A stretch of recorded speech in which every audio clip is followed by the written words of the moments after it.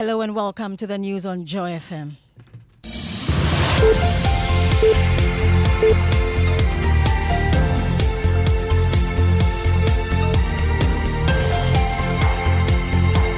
This news is coming to you live from the studios of Joy 99.7 FM and hits 103.9 FM in Accra. In Kumasi, we are on Love 99.5 FM and over 30 affiliates across Ghana's 16 regions, including Bedouin FM, Bunkugru, Clegnam Radio, Bato, Gaskia FM, Techiman, and Radio Wa in Wa. Get radio, TV, and online content on the myjoyonline.com interactive app for Android and iOS devices. Coming up, MPP rejects calls for public inquiry into claims the Attorney General engaged in witness tampering in a case against Minority Leader Atuforsen. The Attorney General will not resign today. He will not resign tomorrow. He will not resign the day after. Details as private legal practitioner Martin Kwebu wants Supreme Court Judge Yoni Kalendi to resign for being embroiled in the scandal. Also, long queues characterized last day of voter registration exercise across the country. Details as the Electoral Commission begins replacement of lost or damaged voter ID cards, transfer of votes, and application for proxy voting. Those doing the registration now, the limited registration for this year, and none of them is qualified to do transfer, to also apply for POCA. In business, the World Bank expects its recent disbursement to Ghana to trigger fresh donor funding and private capital investments for the country. Adabraka will join us with details. And in our Field Exhibition series, we'll focus on Adabraka, where residents are demanding the immediate construction of gutters to deal with the sanitation situation there. I am Hannah Odami. I'll bring you details of these and more in this bulletin. This is Joy News, independent, fearless, and credible journalism.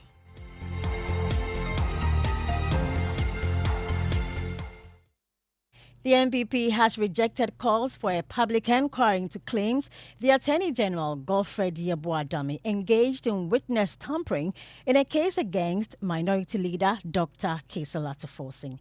In a leaked audio published by the NDC, the AG is heard on a call asking a defendant in a case he is prosecuting to do his bidding. But MPP National Organizer Henry Ndanabwachi says calls for a probe by a session of the public is needless. I do not support such calls. Why should we be wasting our time on such concocted, manipulated, heavily cut and pieced together? Why? In fact, in their own press conference, even the screenshot of the WhatsApp messages they exhibited, I have the original one. The original one says that I am Richard Japa. I am the brother of Justice Yoni Kalendi. Can I please have a private meeting with you? Then the agent responds, I will arrange through your brother, who is a respected, a revered Supreme Court judge. NDC National Communications Officer Sami Jemfi says the lawyers for the Minority Leader, who is Dr. Kesel Atuforsen, will, in the next hearing, file an application to demand an inquiry into claims of witness tampering by the Attorney General. When the court reconvenes next week, Tuesday, you're going to hear counsel for Dr. Atuforsen move an application under the inherent jurisdiction of the court for an order of inquiry by the court into this matter, and we will wait to see how that plays out in court. Meanwhile, private legal practitioner Martin Kwebu wants the Supreme Court Judge Yoni Kalendi to resign for being embroiled in the ongoing controversy. He spoke in an interview with Raymond Akwa. Something is gone wrong. They should just resign so that the public, everybody will know that, yes, they've resigned. That will be the total thing. I support the inquiry against them. But at least it will bring confidence back into the system. If these things don't happen, look, it will fester and fester. The Supreme Court will suffer so much credibility, so much reputational loss that it will never survive it. No, let's not do that. Martin Kwebu is a private legal practitioner.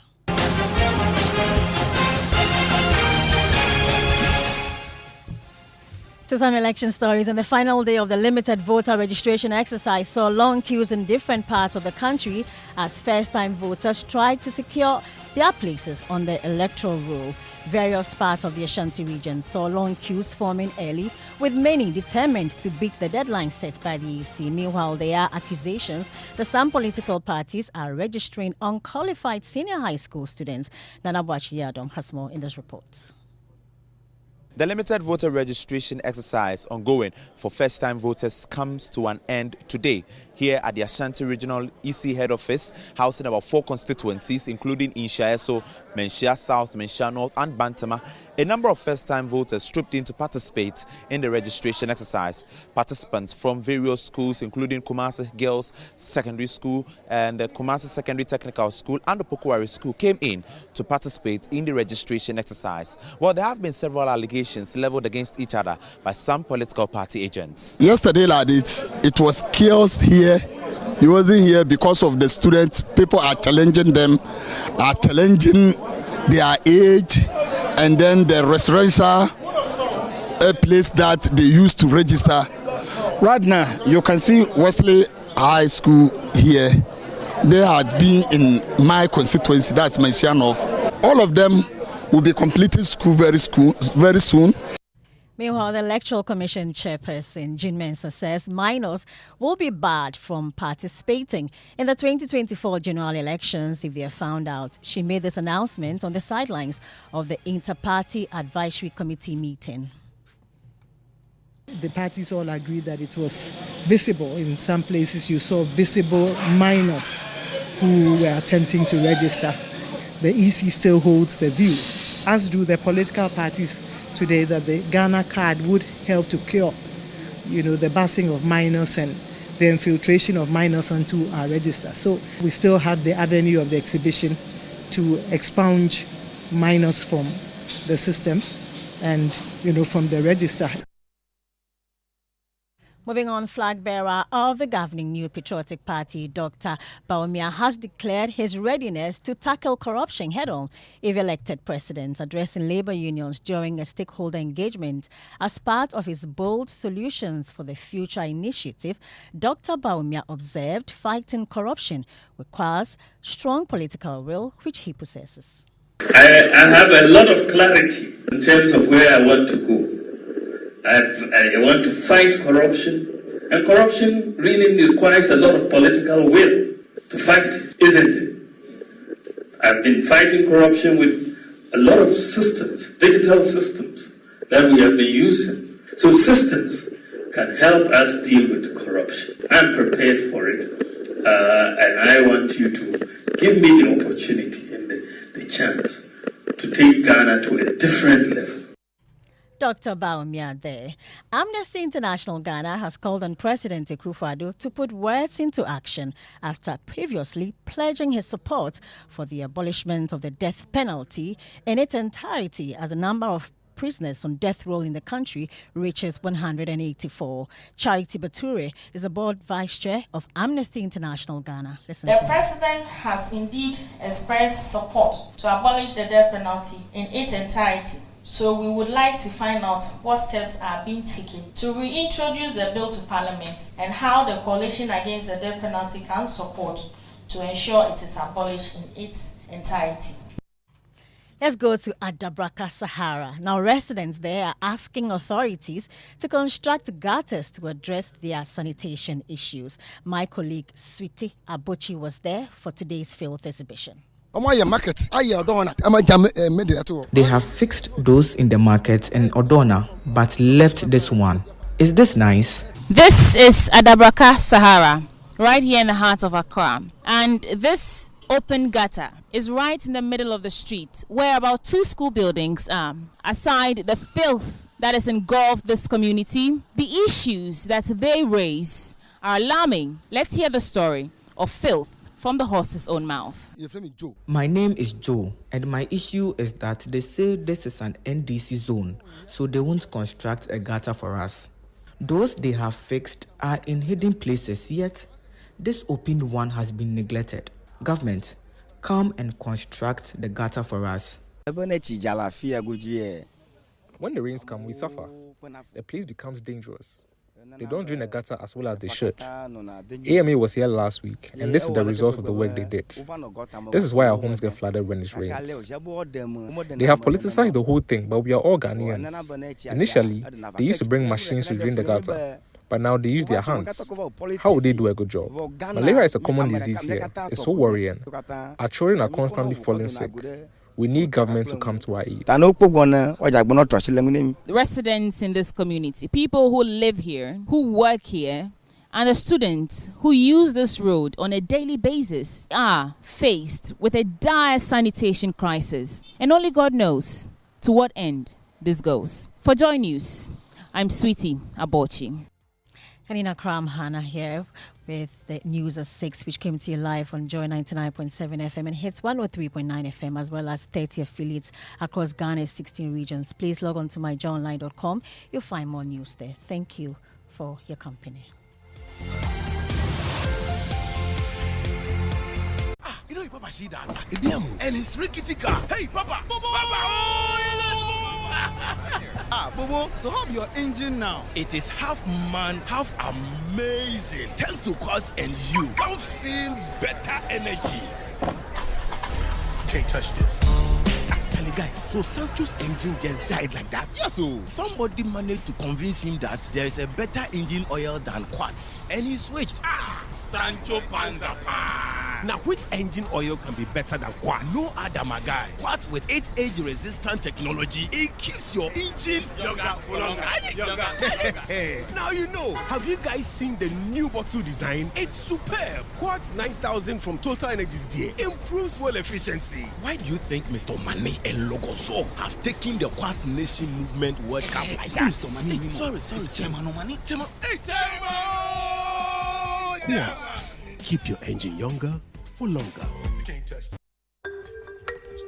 They say a butterfly flapping its wings in Accra can cause a tsunami in Bangkok. So what if your factory in Insawam could shake up the stock market in Hong Kong? What if your business in Elmina could affect fish production in Norway? What if your refinery in Tema could affect the price of petrol in Moscow? Well, now it can because you have access. Access to the bank with the largest number of customers in Africa. Akwaba. Access to our global branch network. Bonjour. Good morning. Our robust asset base and an unparalleled digital infrastructure. So go ahead and flap your wings wherever you are, because with us, you have access to an entire world of possibilities. Access more than banking. Hello, Auntie Araba. Hey, Bugger, how are you doing today? I want to buy Pepsodent Cavity Fighter, but I don't have enough money. So what are you going to do? Can you give me the big size? You know, as for me, I'll pay the balance later. Today, no credit. I haven't sold much this morning. If you don't have enough money for the big size, why don't you try the 120-gram pack? There's a 120-gram pack? Introducing the new Pepsodent Cavity Fighter in 120-gram pack size. More affordable and convenient. Get yours today from any supermarket near you. Every smile matters. This advert is FDA approved. Let's go planting. Year in and year out, you've stood with the government for the best cause. Once again, the government of Ghana is calling on you to help Green Ghana under the theme Growing for a Greener Tomorrow. Participate in the planting of 10 million tree seedlings nationwide on 7th June and let's green Ghana for the next generation. The Forestry Commission will make free seedlings available at vantage points nationwide. Green Ghana, let's go planting. This campaign is proudly brought to you by the Government of Ghana under the auspices of the Ministry of Lands and Natural Resources, Forestry Commission, Ghana Forest Investment Program, National Alternative Employment and Livelihood Program for Illegal Mining, Minerals Commission Ghana, and Forest Plantation Development Fund Board. Let's go planting. Hello? Yo, bro! SG Ghana has done it again. Low interest rates on loans this year too. Yatisubium. Charlie, I did throw inside. Let me call you back. Call SG Ghana rather. Collect loan and buy car, my guy. Very low interest rates on loans this year too. It's difficult to keep good news to yourself, especially when it can transform your life and those close to you. SG Ghana went low on interest rates last year, and this year we are even lower. Yes, Yatisubium. Get the money you need to turn your dreams into a reality. Visit any SG Ghana branch near you and speak to our dedicated staff about the amazing Yatisubium loans today. You can also call 0302-214-314 for more details. Oh, Joe, it's 3 a.m. What now? Yatisubium. Okay, bye. Societe Generale Ghana. The future is you. Agwavu. Hey, morning. Morning. Yeah, Tisubio. You know, the scandals, they sound like promotions. Right? I tell you. It's crazy. It's crazy. So many of them, one after the other. But what we're going to do today, we haven't done that in a while. And you remember that used to be the highlight of our listening day. So you go through the day knowing exactly what this side has said about it, what that side has said about it, and you've been able to make up your mind who's talking sense, who's talking nonsense, right? And today we want our listeners to have that opportunity, right? And also to question them, okay? So why are you defending this? Or why are you accusing them of that when you are, you understand? So you can ask all of your questions and get these two parties who on a good day would like to convince us that they know better than all of us, get them to explain themselves. Yeah. Right? Yeah. I'm looking forward to it today. Nice stuff. It's been a while since we brought the two out. Yeah, the two sides. Yeah. Then you make that decision for yourself. So we want to talk about SML, right? Yeah.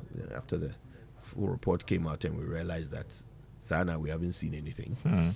Then, of course, we have to talk about this Attorney General versus Jakba situation on the ambulance.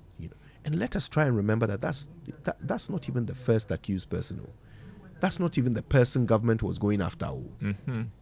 It was Kasel. It is Kasel Atoforsen. Yeah. These are just two other, defendants, if you will, two other accused people, and one of them, the third accused person, is the one who has brought up all of these issues. So yeah, very interesting. And I think we should also try to spend as much time as we can dealing with the other one, which is the Pwalugu Dam. So now we know from government where they claim they spent the money. After 4 years, what they've spent the money on. We'll see whether it's... Anyway, at the very least, we said we'll find the money, didn't we? Yeah. We said we'll find who has paid that money and for what. We have. You have? We have. Okay. So now they can we can interrogate what they've done. Are we doing Political Thursday? It's Political Thursday. That's what we're doing. Okay, well, we might as well get started, right? The 6 a.m. news comes to us thanks to Total Energies. Total, we go the extra mile for you. And the Joy Business Report now comes your way thanks to Omni Basic Bank at your service.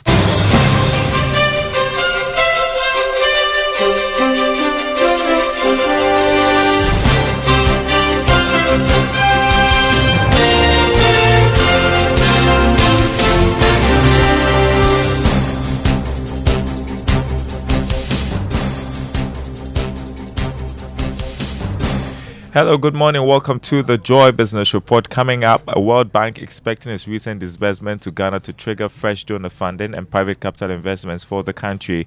Also coming up, stakeholders in oil and gas industry raise concern about Ghana's inability to attract new exploration and production companies since 2018. And some tax analysts caution government's move to tax big tech firms like Google and YouTube, saying that it may be faced with major challenges. We'll tell you more coming up.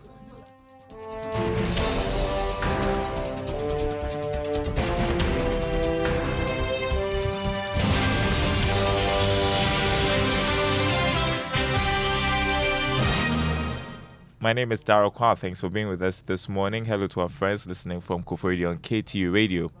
The World Bank has revealed that it is expecting its recent disbursements to trigger fresh donor funding and private capital investments to Ghana. The bank, since January, has advanced more than $300 million and some $500 million expected before the end of this year. Senior economist at the World Bank Group, David L. Malley, says all the actions should encourage other partners to come on board to support Ghana's economic recovery. The fact that the World Bank approved this operation, the World Bank board approved this operation, is in fact a recognition of, the reform program that has been enacted by the government, and the fact that it's starting to bear fruits. In addition, that financing and the reforms that we've supported will help further advance those reforms and stabilize Ghana. So we do hope that it's going to create confidence in the country, and that could attract the support of other partners. I would like to say that I think that the World Bank as an institution is aware that this crisis has been very difficult for Ghanaians. We're doing everything we can, jointly with other partners, to help get out of this crisis. Senior economist at the World Bank Group, David Elmali there. Now, the Bank of Ghana is forecasting that inflation will continue to reduce in the coming months and could hit single digit by the end of next year. Inflation has dropped significantly from last year to reach 25% in March 2024. However, there are fears current challenges could reverse the recent reductions. The Bank of Ghana is insisting that based on its current monetary measures, the target will be achieved. Providence Miracle is economist with the Bank of Ghana.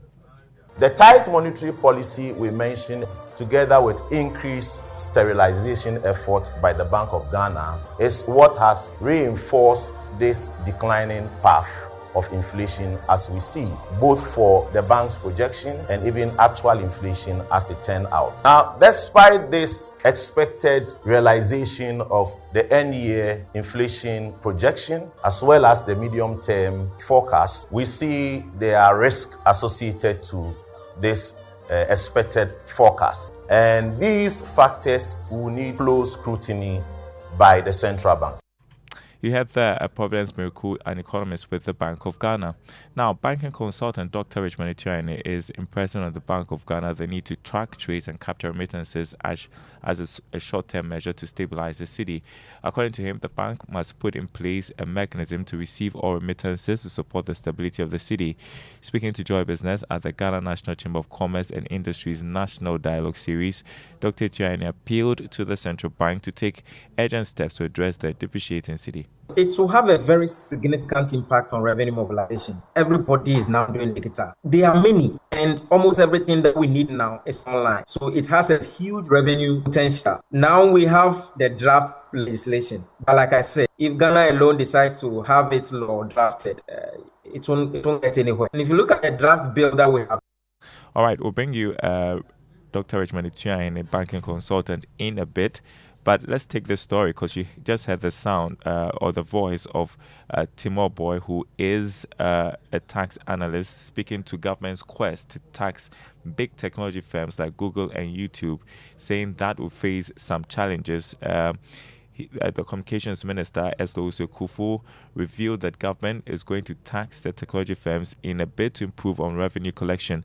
Take a listen to Mr. Timor Boy, who says that even though expected revenue could be huge, the tax policy will be difficult to implement. It will have a very significant impact on revenue mobilization. Everybody is now doing digital. There are many, and almost everything that we need now is online. So it has a huge revenue potential. Now we have the draft legislation. But like I said, if Ghana alone decides to have its law drafted, it won't get anywhere. And if you look at the draft bill that we have done, we even have to ascertain the global revenue of the company. So Facebook, you need to determine the global revenue, which is located in the United States. So we need a lot of technical capabilities to be able to do this, and a lot of cooperation is needed. I don't foresee this thing happening. Look, the discussion on digital economy started somewhere in 2013. Francis Timor Boy there, a tax consultant, speaking to Joy Business. We can now hear from banking consultant Dr. Richmond Etienne appealing to the central bank to take urgent steps to address the depreciating city. Track, trace, and capture. What I mean, they should go by the old ways where we can capture all remittances rather than people becoming owner of the foreign exchange, which is in contravention of the Foreign Exchange Act 76206. That's what I'm saying. Track and trace means that we must put mechanism to ensure that all remittances come into the central bank or come into the authorized dealer bank that can be used to support the city stability. It should go with all the alacrity and speed. It's the first short-term strategy. And that we're saying that we should do it as fast as ever. They know them. They can bring them on the table and tell them, Charlie, what we did now it's not good for the currency. Why don't we do the right thing? So they should take urgent steps to do that. That's why I call this as a short-term strategy. Banking consultant Dr. Richmond Etienne. Now, there have been some growing concerns on Ghana's inability to attract new oil exploration and production companies since 2018. The situation, if not remedied, could affect investments in the industry as the Petroleum Commission fails to woo new exploration companies to help increase production and revenue. Here's more in this report. The last time the Ministry of Energy opened a bidding process for petroleum exploration companies was on 21st May 2019. Even though the bidding process attracted multinational companies such as ExxonMobil, Total, Shell and E&I, none of the multinational giants completed the licensing process to start exploration and production. According to the Public Interest and Accountability Committee, PIAC, the manner in which the bidding process was conducted caused many of the companies to pull out. For example, some oil marketing companies complained about the process, which they say was not transparent. In addition, some of the companies blamed the situation on high taxes imposed on the exploration activities even before oil is discovered, as the process is capital intensive. Some of the multinational companies also complained about the demarcation of oil blocks, which in their estimation were small. For PIAC, the development poses a threat to Ghana's natural resources, particularly as the world moves from the production of fossil fuel through energy transition policies. This could mean Ghana's oil production may continue to see a decline, as captured in the 2023 PIAC annual report. Now, Ghana is among 3 countries on the African continent leading the cause for adoption of sustainability in the practice of accounting among members of the Institute of Chartered Accountants Global. This puts the country ahead in meeting most of the sustainable development goals. President of the Institute of Chartered Accountants Ghana, Adabraka, disclosed this to Joy Business after leading members for a health walk as part of the annual Accountancy Week in Accra. Specifically IFRS S1 and S2, and all countries are encouraged to adopt it. We were the first to announce our adoption on the day of the launch, and since then we've had a group set up for our national adoption and implementation process. We have a roadmap in place already to implement this standard, and already Ghana, Nigeria, Tanzania are the 3 African countries that are leading the whole of Africa to get the sustainability standards implemented or adopted. We are helping each other or other countries to also go through the process we have. President of the Institute of Chartered Accountants Ghana, Adabraka. Managing Director of the Ghana Water Company Limited, Engineer Dr. Clifford Brymer, has cited financing gap as a key challenge to the efficient operationalization of the nation's water supply systems. In an interview with Joy Business, Dr. Brymer revealed that the rampant illegal water connections have caused enormous revenue losses to the company. He spoke to Joy Business at the 3rd PURC regulatory conversation in Accra. Somebody brings dollars and then I can control the currency depreciation. It means that and our tariff is in cedis. That's why it's not something that I go for. So anytime there is depreciation of the cedi, you will, when your tariffs are in cedis. So it means that you have to go and mop more cedis and come and pay for the same dollar and then lose operational mandate. And that's why I think that if we want to look for investment, it should be cedi investment, not dollar investment. If you bring dollar investment, we have problems. Everybody wants water. And that was Engineer Dr. Clifford Brymer, Managing Director of the Ghana Water Company Limited. On Investor Eye today, make it a point to always seek financial education. You can get a lot of information from the Bank of Ghana or a licensed financial institution to make the best decision when investing. Listen to Augustine Amakudonko, Chief Manager of the Financial Stability Department of the Bank of Ghana.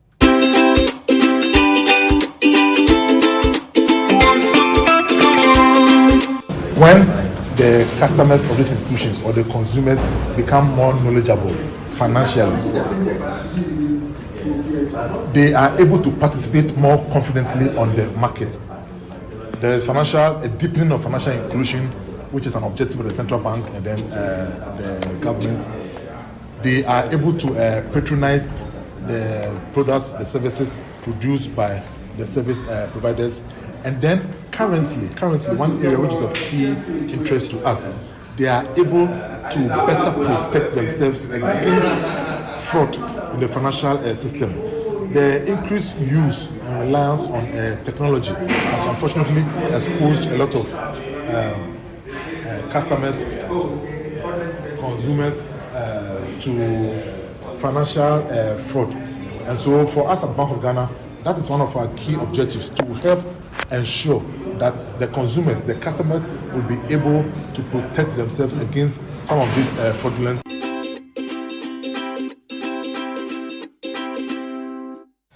Augustine Amakodonko, Chief Manager of the Financial Stability Department of the Bank of Ghana. Before we go, let's give you an update on the markets, on the currency market. The dollar going for 14 cedis 85 pesos. The British pound 18 cedis 81 pesos. The euro, on the other hand, going for 16 cedis 2 pesos. On the commodity market, crude oil went down marginally to trade at $83.38 a barrel. Gold is selling at $2,324 an ounce after going down by almost $14 from yesterday's trading. Cocoa cane $529 is going for $9,309 a ton. This morning, there is more news on our website, myjoyonline.com/business. Back to you, Raymond and the team. Raymond is on the console this morning, smiling a lot. My dear friend, the measures that the central bank and the finance ministry recently announced, had they started kicking in? Well, we haven't seen. You're asking if they started kicking in. Yeah. I don't know if they have. They announced it on Monday. Yes. Hopefully they are at it. So So? let's see. So with time, we'll see if it works, right? How long will that take? I don't know. You don't know how long I it don't will know take? how it will take. We'll keep monitoring the markets. You see. When should we expect the CD to go back to 6 CD? Are you To a asking, dollar? you're asking You me want to six? answer that? Yes. Mikra, I remember when I came to Ghana in 2014, it was 3. Yes. Now, I mean, 6 is actually... No, I want 3. No, I thought Raymond was being ridiculous, but Oh. I want 3. like, 3 CDs. I want 3. I do not fundamentally How about understand. 1-1?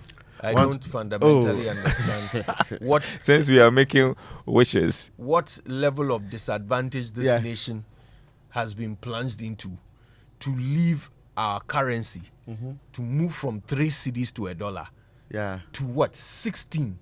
Or No, someone 14. 85. 14 cedis 85 On a to more $1 serious note, you're going today. to get a No, pound for almost 20 CDs. Yes.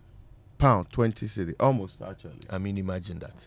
So I'm saying, what advantage has this nation, what disadvantage has this nation been plunged into since 2014? That has led our currency from 3 cedis to $1 to 15 cedis to $1. What has happened to us, if not governance, if not the 2 political parties that will be on our show today? And we know the right things to be done. We're just not doing them. That's it. Well, hopefully we can fix all of those things and maybe, get it back to 6. When? Hopefully very soon, as the new measures and the robust measures have been introduced. Those robust measures, yes, they have been won't introduced. last. They won't last. They won't last. This is a damning verdict on what the central bank and their friends at the Ministry of Finance have done. Those fiscal and monetary policy experts in the Republic of Ghana, you should be able to fix this very small one. And of course, I can say very good morning to the chairman of the economic management team, right? Yeah. Okay. Well, this is a song I'm dedicating. I mean, it's an inspirational song. I'm dedicating to the chairman of the economic management team so that will inspire him to actually fix the problems in the economy. Isn't also that we agree, right? It's in order. Yes. This is song from Joyful Way Incorporated. It's featuring Joe Metal. It's Higher Praise. Dr. Baumia, we are giving you higher praise so that you fix the CD.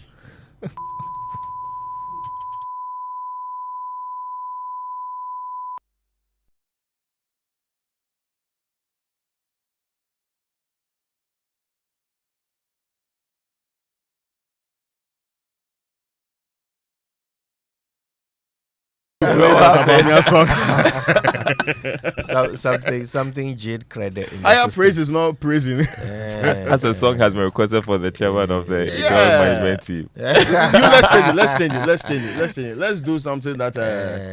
Yes. Now this one is "They That Wait Upon the Lord," right? That is fantastic. I think that's a right. Brilliant. We are waiting upon the Lord. Then after the Lord, we are waiting on Dr. Baumia too. Yes.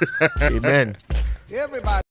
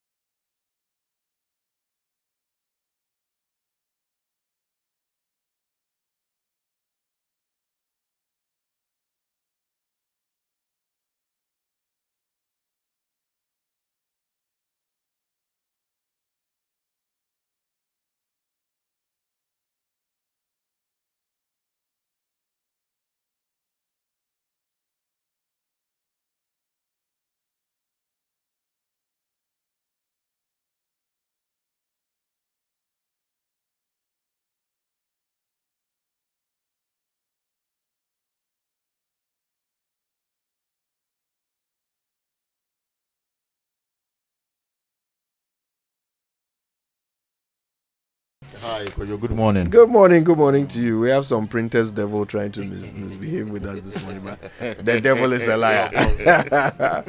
All right, listen, let's get to it with the Drive Safe campaign. Now, the Drive Safe campaign is brought to you by Joy News and the Multimedia Group and supported by Toyota Superior Colette. Now, okay, yesterday I repeated the point about checking the weather. The other thing you should also check is they say spend 5 minutes on your car every morning. Yeah. Make sure it's in good state. Make sure that Yeah. before you move the car, it may save you a lot of time on the road with a broken down vehicle. And do not ignore any sign on the dashboard. I know some people you have seen check engine light. I don't know if you want to see another check engine light, averting your attention to check engine light. But still, you are moving on with the check engine light. You need to do so immediately so that you do not cause any accident or even have the discomfort of having your car being broken down and you're looking for tow vehicles to come and pick it somewhere. Then your mechanic, and now spare parts are very expensive. I have a very well lit street leading to my house. The people in the area have contributed, put some big lamps on the posts. And so it's very well lit. But because I leave home at dawn and my courtyard has only very small light bulbs in it, so I actually invested in a spotlight so that in the morning I can shine it on my car. And for me, it was even a security thing, just to make sure there's nobody lurking. But it also gives me the chance to check my tires and those basic things before I leave the house. So whatever time you're leaving, even if it's dark out, please take a minute and check your car. Make sure that it's all well and good. Yeah. Moving on. Let's do it. Let's learn how to say it right.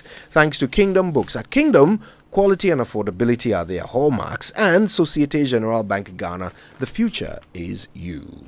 Something must be done. You say either, I say either. I've been thinking about this one for a while now. People often say return back, don't they? Yes, I've heard that a few times. I've been wanting to help you say that right. And today is my opportunity. You can either say come back or return. But if you choose to say return, you don't need to add the word back. To return means to come or to go back to a place or person. The word back is already included in the definition, so there's no need to add back after you've used the word return. This rule applies similarly to the word repeat. A lot of people say repeat again. But the word repeat means to say or do something again. So after saying repeat, you needn't say again. See what I did there? There is, however, one exception. Let me repeat that. There is one exception. I'll repeat it again. I said there is one exception. You get it now? Yes, you can say repeat again when you require the person to repeat their words or deeds a second time. And that's how you say it right.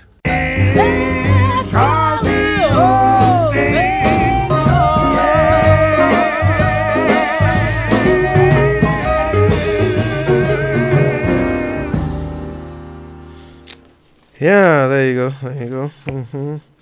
Okay, so shall we get to the news review? It comes to us thanks to our dear friends at Syntex Tank, Air Strong, Air Tough, and Access Bank, more than banking. Who's starting?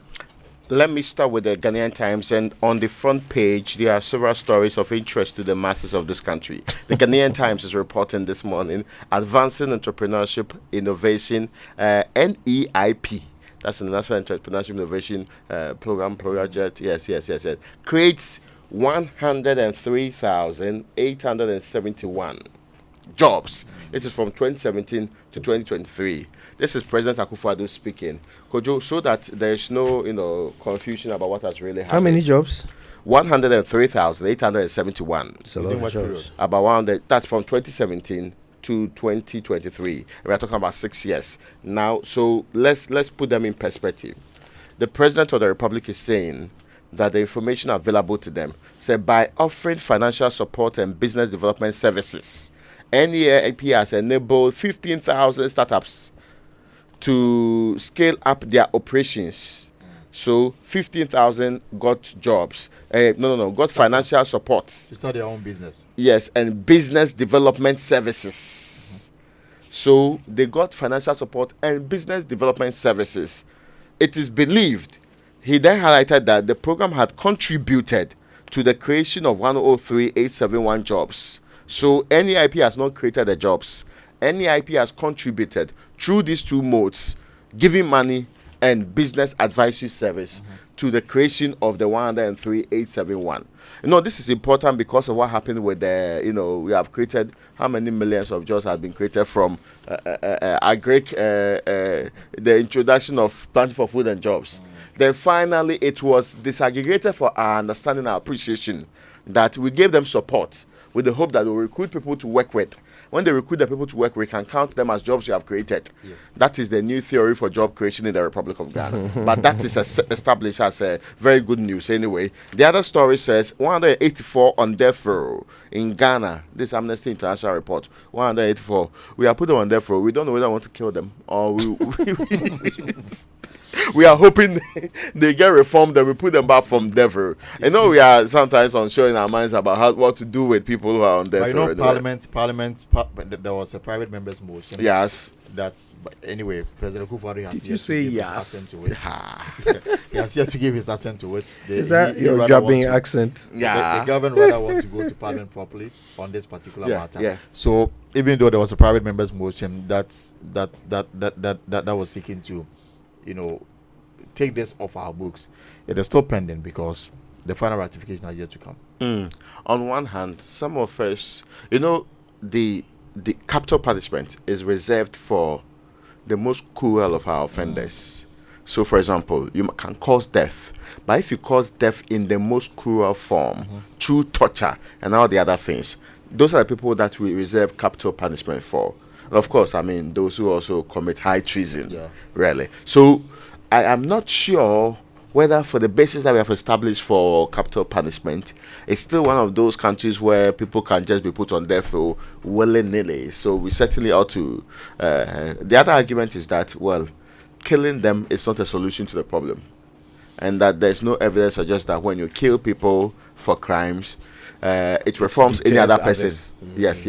From in the US, in some of the states, it's a very regular feature. And they will never. In fact, it's been a bigger fight that they've been having there on who should take it off, why you should take it off, and the arguments have been very tough there. There's an interesting correlation between how prevalently Christian the state is, and how deeply they believe in the death penalty. Yeah, that's true. It's also very interesting.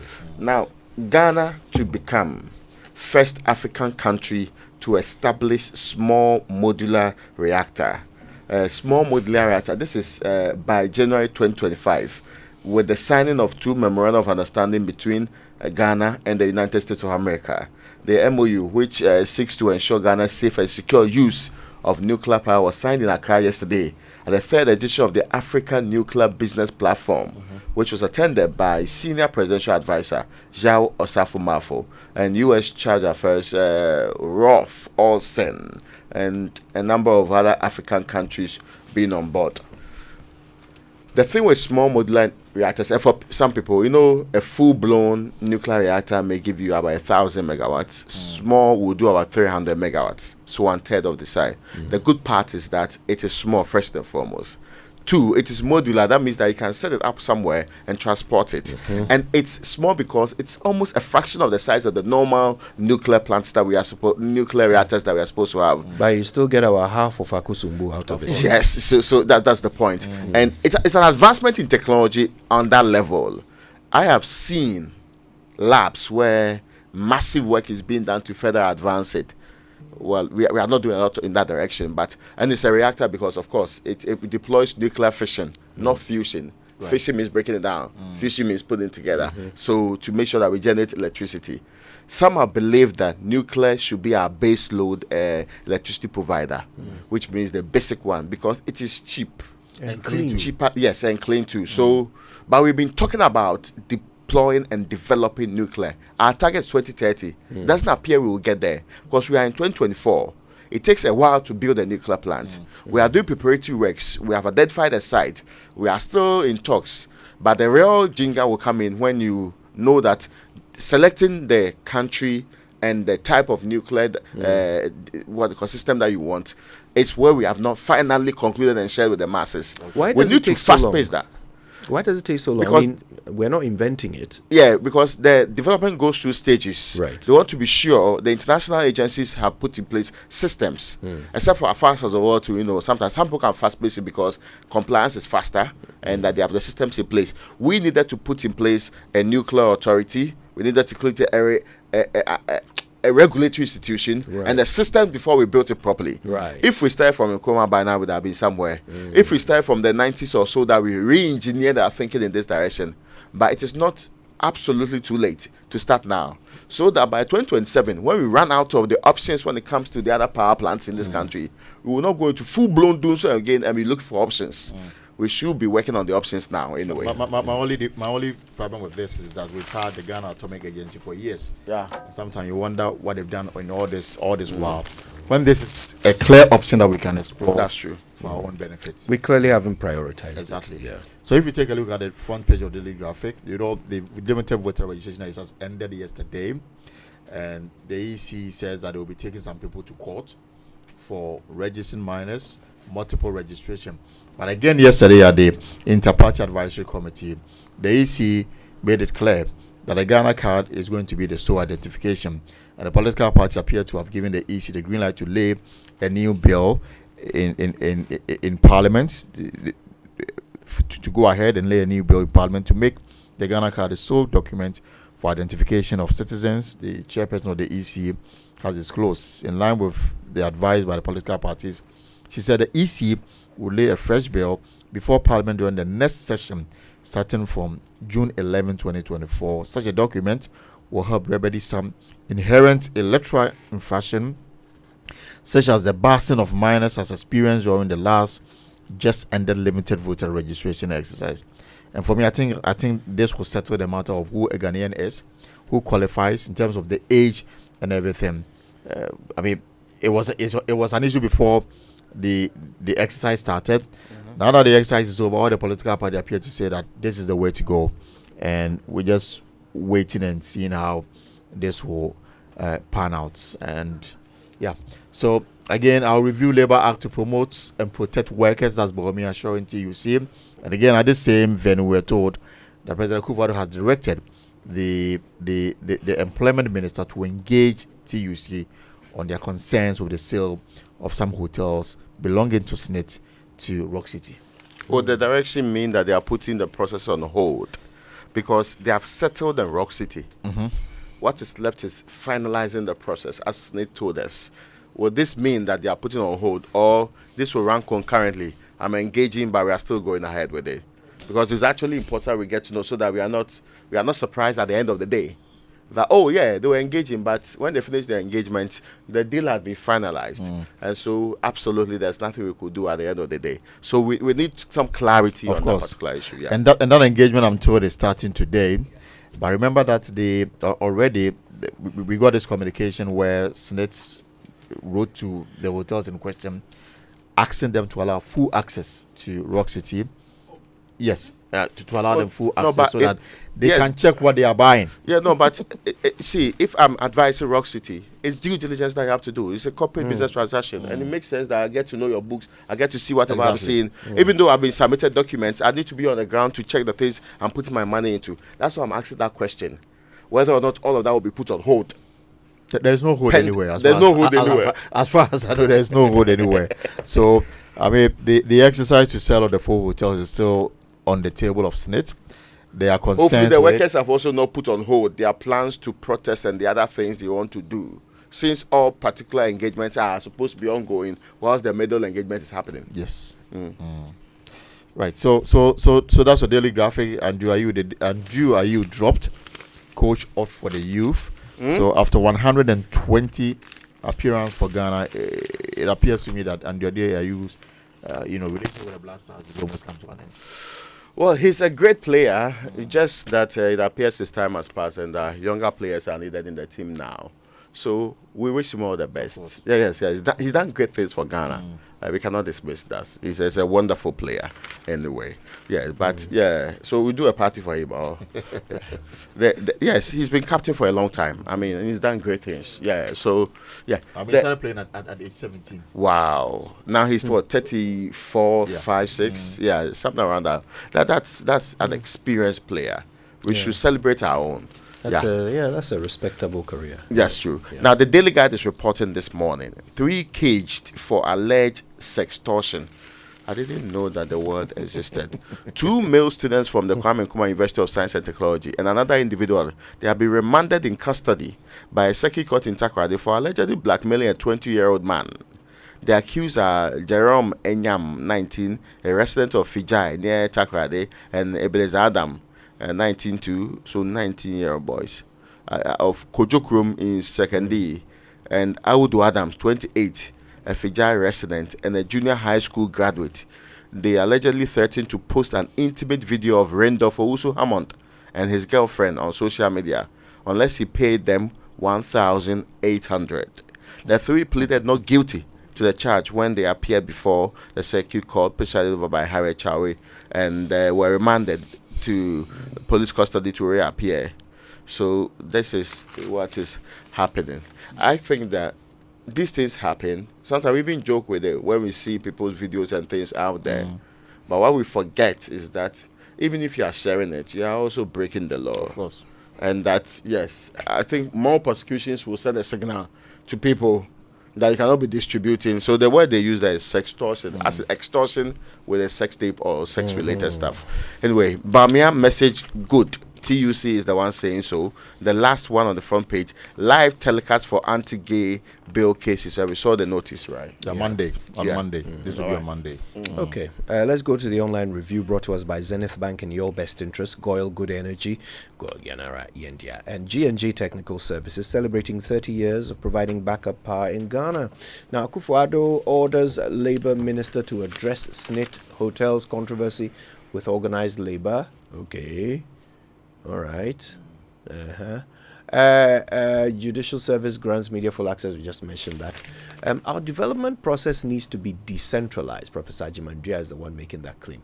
Now check this one. CD depreciation, a ritual problem.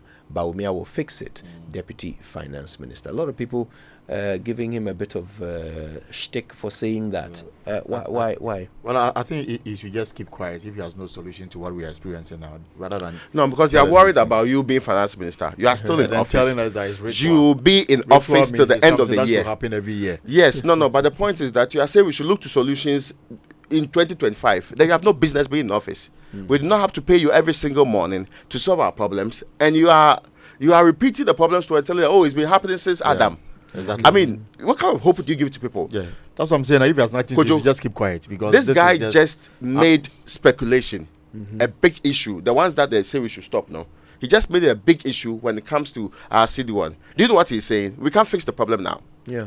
So look to the future. It means that continue with whatever is supposed to be happening now. Yeah. No, but even completely preposterous. But even with the man who's leading the MPP yesterday says that, I mean, in 2025, my plan is to use gold. So it looks like from now to 2025, we should just, grin and bear it. Look up to God for salvation. Anyway, let's go for the BBC News. It's brought to us by Fidelity Bank. Believe with us. And Old Mutual, 10 years of greatness in Ghana, here for a lifetime.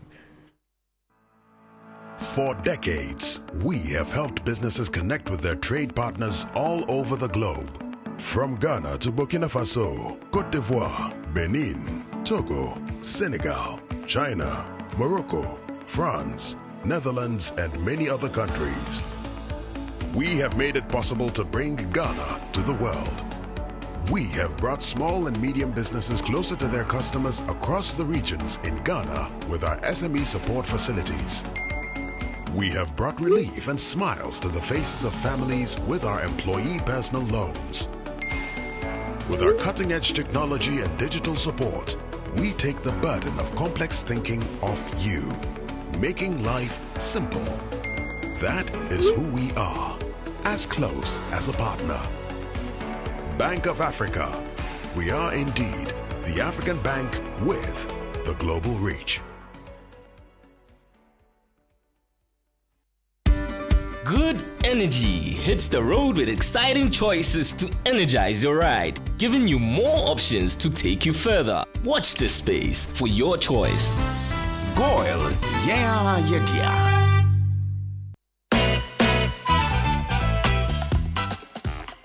What name brightens the streets, homes, and businesses of Ghana? What company has been providing world-class backup power to Ghanaians for 30 years? G&J Technical Services. Final answer? Yes, G&J, final answer. Correct. G&J is celebrating 30 years of providing backup power in Ghana. As the largest supplier of world-class generators in the country, we have been the backbone of Ghana's alternative power industry by delivering the best sales, maintenance, and after-sales solutions the nation has ever seen. We've done it for 30 years, and we promise that the future will be even brighter. Reach us in Accra on 030-268-9178 or 9179 and 020-222-2204 all the way to 2220. And in Kumasi on 020-222-236 or 020-222-2220. When the pain is too much, don't know what else to do. So rapping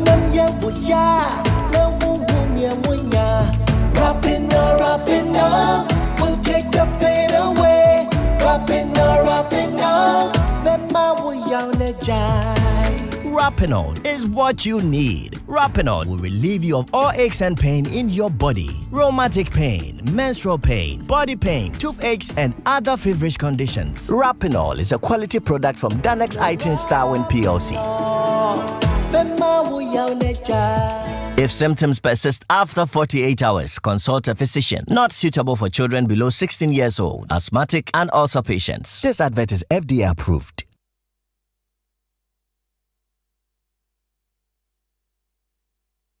Me, Catherine Bjarhanga, and James in London.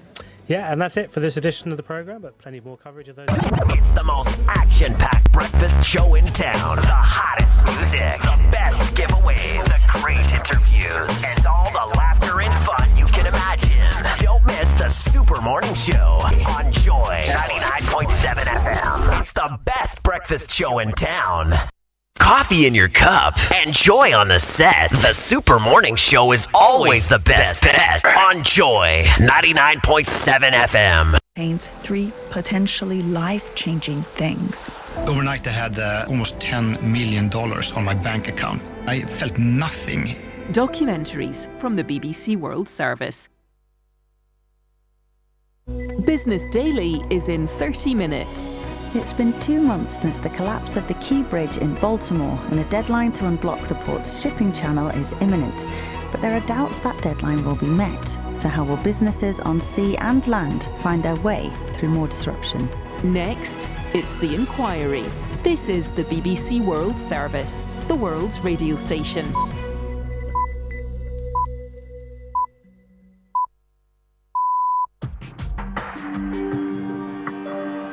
Welcome to The Inquiry on the BBC World Service. We are tracking the world's biggest iceberg. A piece of ice that's broken off from one of our 2 ice sheets on the Earth. Scientists call it A23A. Hundreds of thousands of times bigger than the iceberg that would have sunk the Titanic. We discover it plays a really important ecological role. A drifting lunchbox for life in the oceans as they move across it. And carries with it a cautionary tale. What worries us going forward, as we see increasing warmth, we see increasing melt.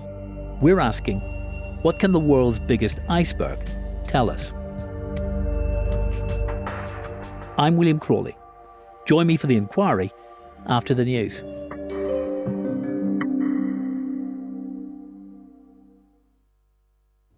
Hello, I'm Moira Alderson with the BBC News. A court in Hong Kong has found 14 pro-democracy activists guilty of subversion for staging informal primary contests ahead of local elections in 2021. 2 others were acquitted, while 31 defendants had already pleaded guilty. They'd staged the primaries in defiance of warnings these could breach the national security law. Martin Yip is in Hong Kong.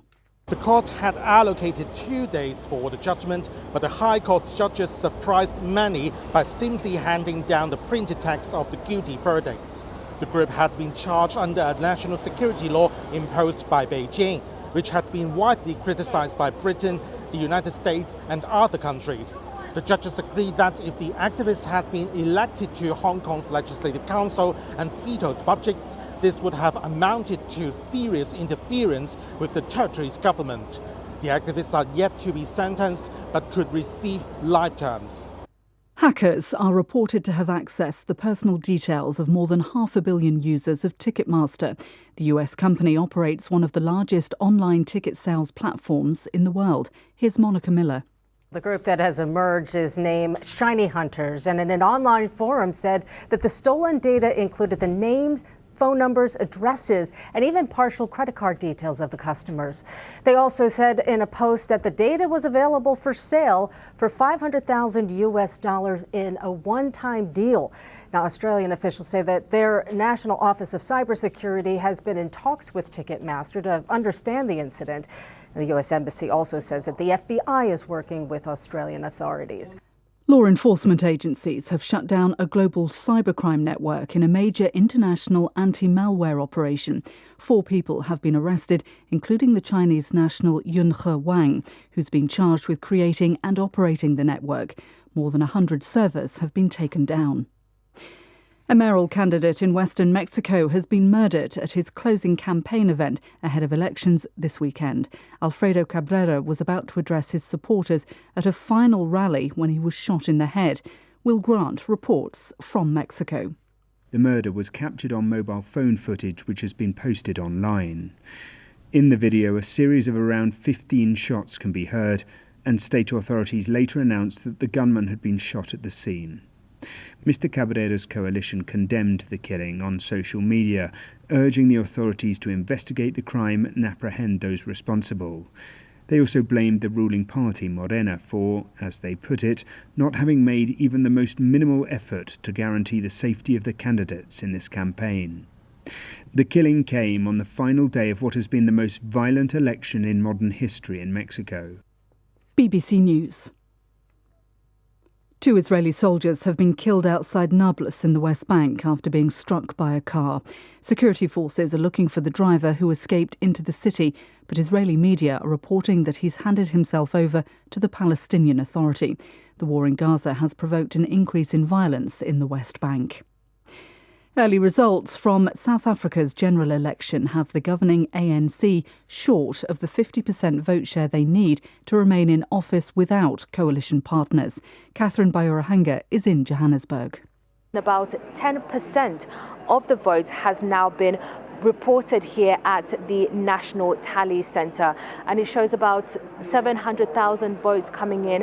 What we're seeing is that the African National Congress Party is still the majority party, getting most of the votes. This is expected at the early stage of these results, but as the hours go by, we're going to see much more reporting from across the country, and that gives us a clearer picture as to whether the ANC has been able to maintain its dominance in South Africa. But then there'll also be conversations about what this means for this country going forward.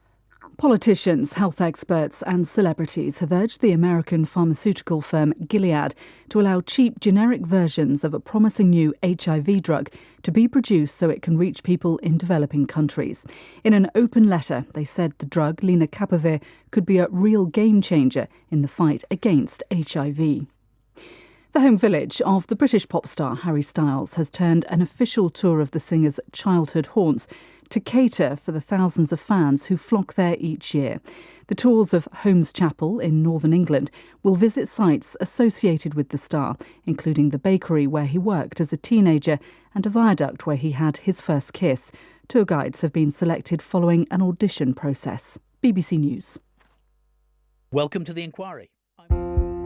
I am Wahinere Gifty. You see, it always feels good when you receive that salary alert. I made a bold decision to invest a lump sum into the Old Mutual Retirement Salary Plan, and this means that I will get these alerts every month throughout retirement for the rest of my life.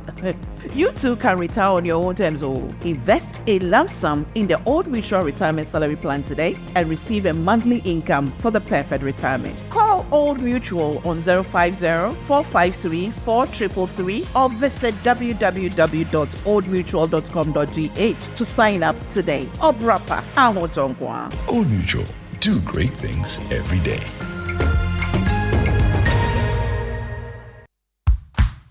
As the world is changing, you need updated skills to take advantage of all the opportunities out there today. The Ghana Skills Development Fund has already provided training for dozens of businesses over the last 2 years. And now it's your turn. With over 100 million Ghana cedis given up for skills upgrades in the formal, informal, and innovations and green technology sectors, applications are now open for the next batch. Visit www.gsdf.ctvet.gov.gh to submit concept notes between now and 14 June. And be sure to apply in the correct window to avoid disqualification. Call 0303-941-361 for more inquiries or send an email to gsdf@ctvet.gov.gh with inquiry as the subject. The GSDF is funded by the World Bank through the International Development Association IDA with the Commission for Technical and Vocational Education and Training CTVET as the implementing agency under the Ministry of Education. After tasting 10 cedis worth of Abochi's kebab, you finally decide to buy some. He wraps it up and you take it home. Just when you're about to dig in, you see your name in bold Times New Roman font size 14 on the paper. And that's when you realize it's the CV you submitted for a job last week. The job market is changing rapidly. AI, clouds, holograms. Who knows what's next? Over 34 million Ghanaians. What makes you stand out? Get the X Factor to get ahead with tech courses from ALX. Choose AWS Cloud Computing, Salesforce Administration, Data Analytics, Data Science, Front-End Web Development, Back-End Web Development, or AI Career Essentials. Search ALX Ghana online to apply now. ALX. Do hard things. It's the most action-packed breakfast show in town. The hottest music, the best giveaways, the great interviews, and all the laughter and fun you can imagine. Don't miss the Super Morning Show on Joy 99.7 FM. It's the best breakfast show in town. Coffee in your cup. Joy on the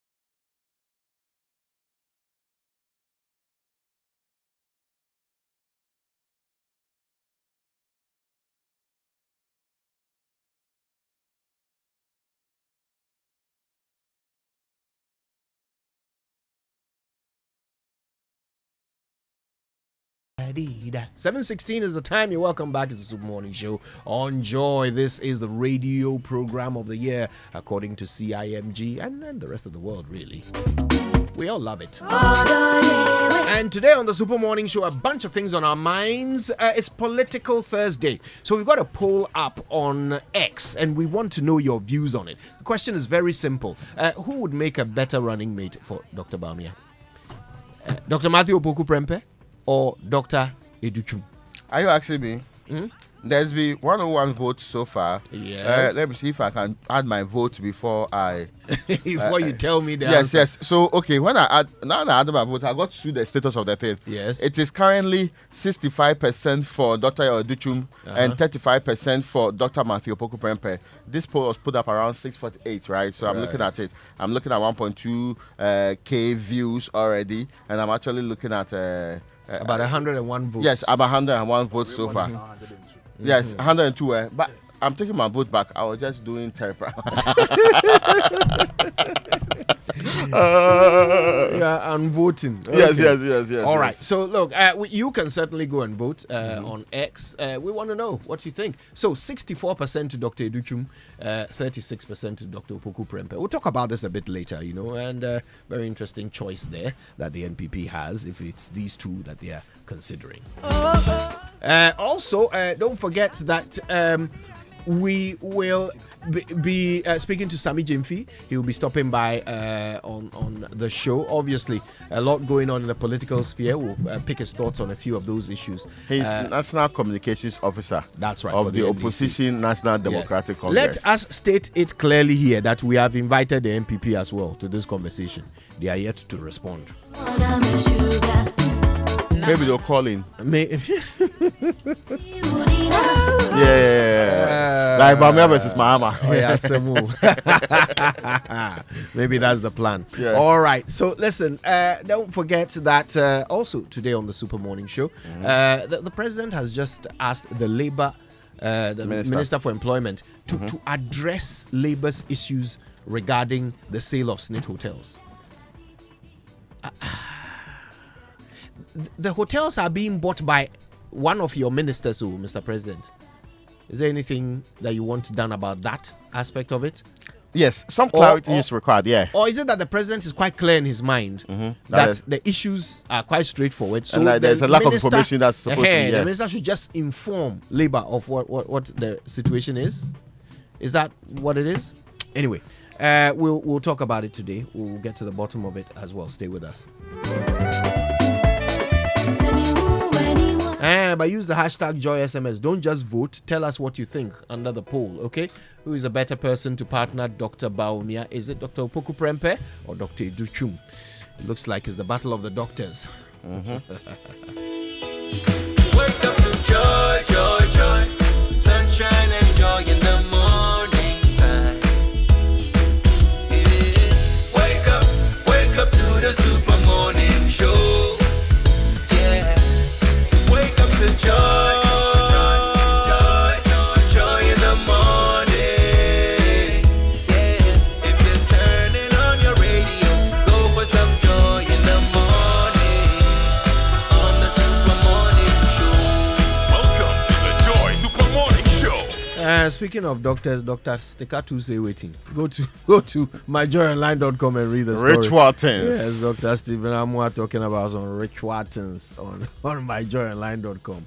Okay, now life can be unpredictable, and when health issues arise, it's reassuring to have the right support in place. For this reason, Equity Health Insurance has introduced the ABS policy. Now, with Equity Health Insurance's ABS policy, you can enjoy the peace of mind you deserve for as little as 15 Ghana cedis a month. Yeah, that's it. You stand to benefit for up to 500 Ghana cedis anytime you're admitted to the hospital. Equity ABS is designed to provide you with some financial support during your hospital stay, ensuring that you can focus on your recovery rather than worry about mounting bills. So why wait? Secure your future with Equity Health Insurance's ABS today. Call 0202-693-237 to sign up. Equity Health Insurance. Hashtag here for you. Now, a poorly maintained car engine can age faster. That we know for sure. That's why we offer you specially formulated quartz engine oil with age resistance technology. It's a breakthrough innovation that ensures optimal performance for your engine and improves protection against mechanical wear by up to 74%, even under extreme temperatures and pressure. Choosing quartz from Total Energies is choosing the engine oil that keeps your engine running efficiently and effectively. Quartz. Keep your engine younger for longer. All right, G&J, your reliable alternative backup power solution provider, is 30 years old, and they want to thank all of you for being part of their journey. Now, as they embrace the future with brighter hope, they look forward to providing you with the best backup power service to your homes, offices, churches, and more. They are still the largest backup power supplier in the country, and with their 24-hour service delivery, they are poised to give you the best brands in backup power and after-sales service. You can find G&J in Accra and in Kumasi. Now, in Accra, they're off the Mortuary Road to Kolebu. Call them on 0302 689 178. Now, the Pan-African Payment and Settlement System, PAPS, is now live at Fidelity Bank. Imagine sending money to your loved ones or business partners across Africa instantly. And this is happening in Ghana cities. Don't wait for days for transactions to clear. No more expensive fees. This is just fast, secure, and affordable payment. PAPS is here, and Fidelity Bank makes sending money through PAPS very, very easy. Visit any Fidelity Bank branch today and start sending money across Africa instantly, securely, and affordably to Nigeria, Gambia, Liberia, Guinea, and Sierra Leone. Fidelity Bank, believe with us. Now, delivering simplified digital financial services coupled with 24/7 world-class customer service, Express Pay focuses on living life effortlessly. I actually have this app on my phone. I make almost all my payments with it. Oh, I see. Very straightforward, very simple. You can transfer money from your bank or mobile money account to any bank or mobile money account, and you pay for a myriad of services through Express Pay. So I pay my DSTV bills, my ECG bills, my water bills, Zoomline, whatever. I can pay through Express Pay. Yeah. And the beauty of having Express Pay is that you can load all of your bank cards and mobile money accounts with the app to give you multiple access when sending money. So, sometimes you're going to pay for something with a particular card and you know that they will charge you small, So you move it to another bank immediately in 10 seconds and then you can pay with that bank's card instead. It's fantastic. Express Pay really gives you 360-degree control over your banking.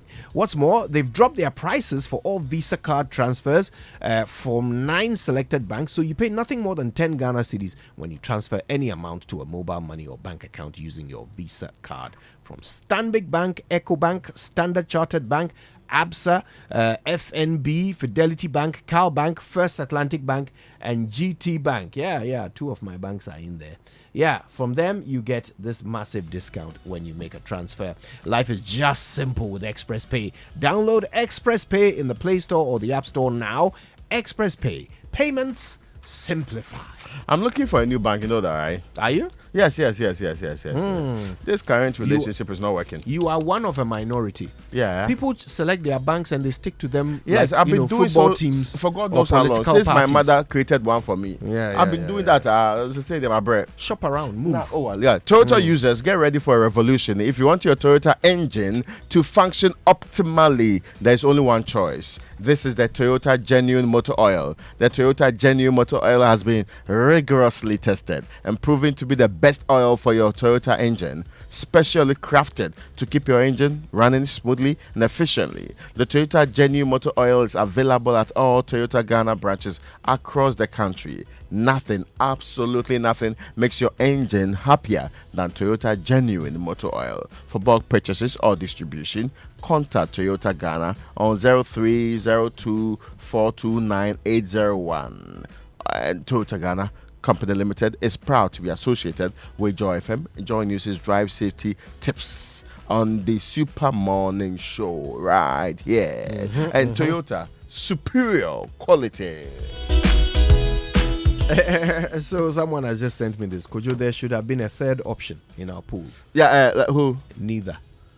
Oh, Baba, there should be a running mate as is expected.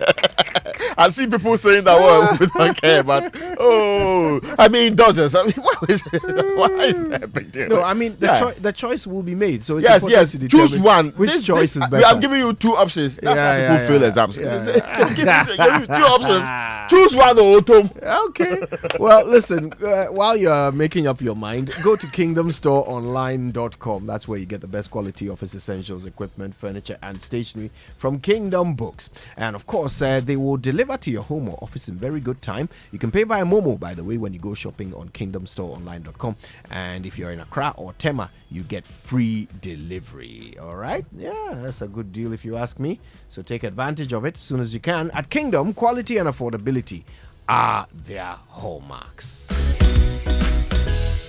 Now to the businessman, trader, and parents sending money to loved ones and business partners. Thanks to the Access Bank PAPS partnership, you can now send money across Africa hassle-free. Now you can send money to pay for goods and services, make business transactions, and cover school fees across Africa without worrying about foreign exchange losses or delays, without worrying about then 15 CD or 14.8. Oh, yeah, the one that is ritual. Without worrying about the ritual. It's straightforward, secure, and also keeps your mind at ease. Benefit from instant payment from Nigeria, Liberia, Gambia, Guinea, and also across Sierra Leone with absolute zero foreign exchange hassle. When you send money in cedis, it will be received in another currency by the recipient. I mean another African currency by the recipient. Now, for more information, visit our website on ghana.accessbankplc.com or call our toll-free number 0800 004400. For all your cross-border payments, visit any of our branches and PAPS it with Access Bank. Access Bank, more than banking. All right, okay. I hope you've had your breakfast, Ray. I'm hoping to I do need so you soon. to be very loud on this one. Which bank in Ghana is always at your service? Let me say good morning to Leila first. This is Omnibasic. Omnibasic. Now, which bank is ready to assist you with their 24-hour state-of-the-art contact center? Omnibasic. That's right. Which bank in Ghana is the fastest growing corporate bank and bank of the year 2023? Omnibasic. That's right. At Omnibasic, they are always at your service. So call them on 0307 08 6000 or 0302 75 8555. Or call the toll-free number 0800 100 790. Or just go to any of their branches across the country to open an Omnibasic bank account today and enjoy exceptional customer service. Omnibasic at your service.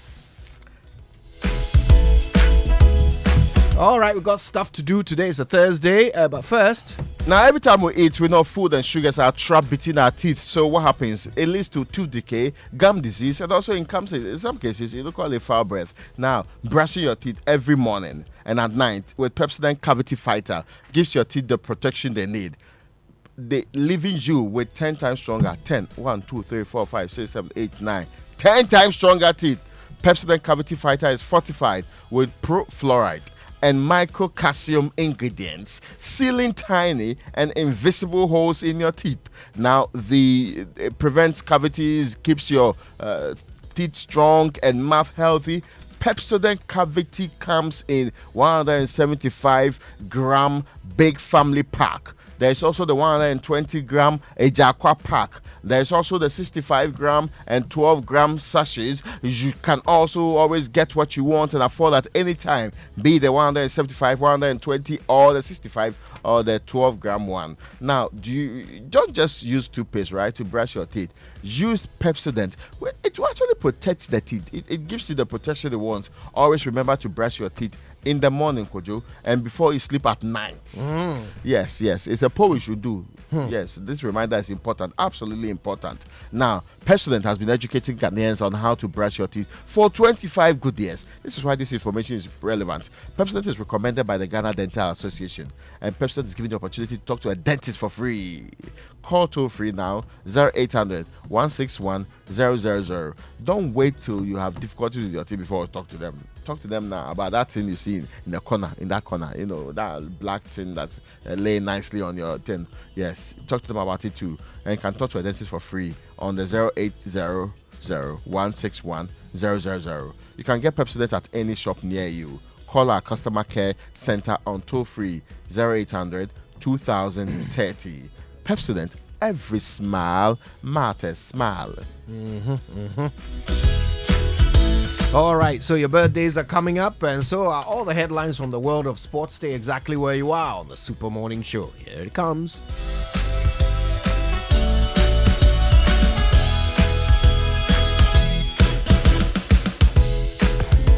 When you want to eat, just Momo it. Tired of the long queues in the supermarket? Pay with Momo.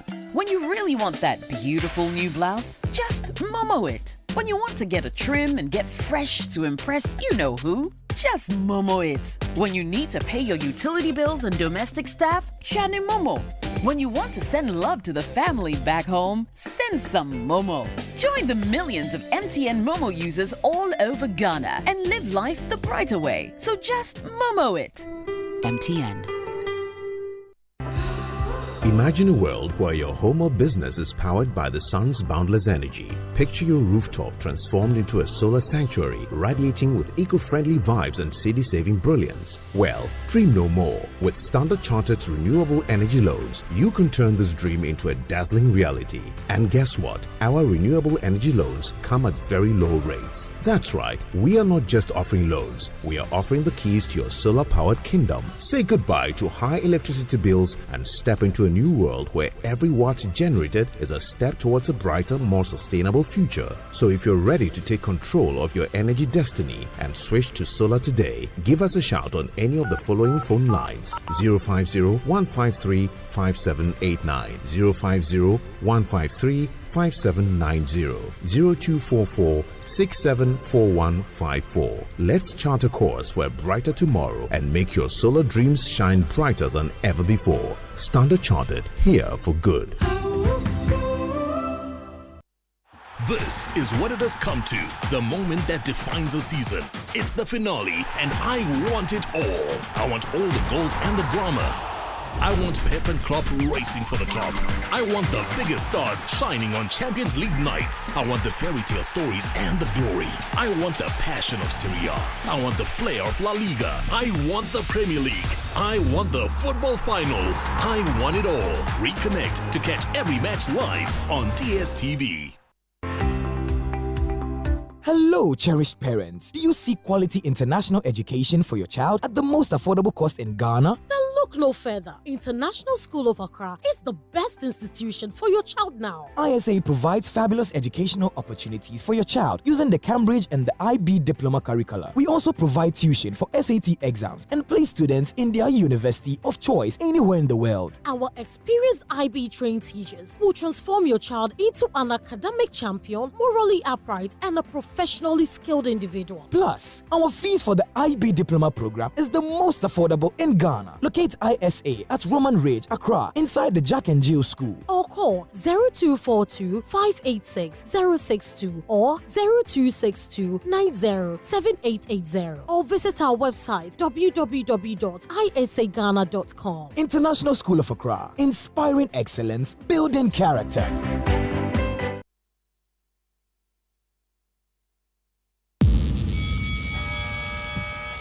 Yeah, normally we'd bring you birthdays now, but we will bring them to you later on the show. Stay with us. Raymond, what is going on? Exercising. Why do I have to observe you? Exercising. These things? Exercising, please. It's good for one's health. Exercising. The sports people are in. They don't pay me enough. All right. So we will bring you the birthday messages by the kind courtesy of MTN. Everywhere you go. And Bank of Africa, the African bank with global reach. Bank of Africa, as strong as a group, as close as a partner. But Fen Twizzles has all the headlines from the world of sport. Yes. Brought to you by MTN. Everywhere you go. Standard Chartered Bank, here for good. And DSTV, it's your moment. Now, so folks, imagine a world where your home or business is powered by the sun's boundless energy. I mean, picture your rooftop transformed into a solar sanctuary, radiating with eco-friendly vibes and city-saving brilliance. Well, dream no more. With Standard Chartered's renewable energy loans, you can turn this dream into a dazzling reality. And guess what? Our renewable energy loans come at very, very low rates. Very, very low rates. Now, that's right.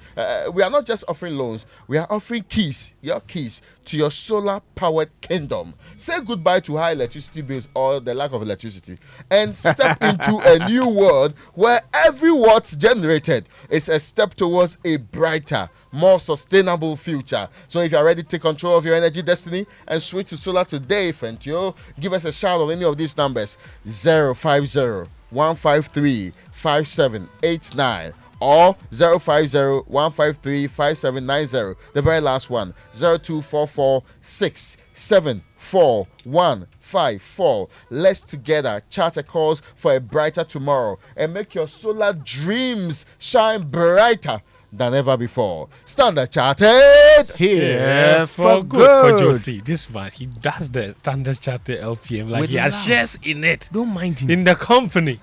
All that you have to do is to tell my boss to pay me more for doing a good job. No, that's a good job. Yeah. By the way, Ray, do you know that Fentio and I have a show coming up?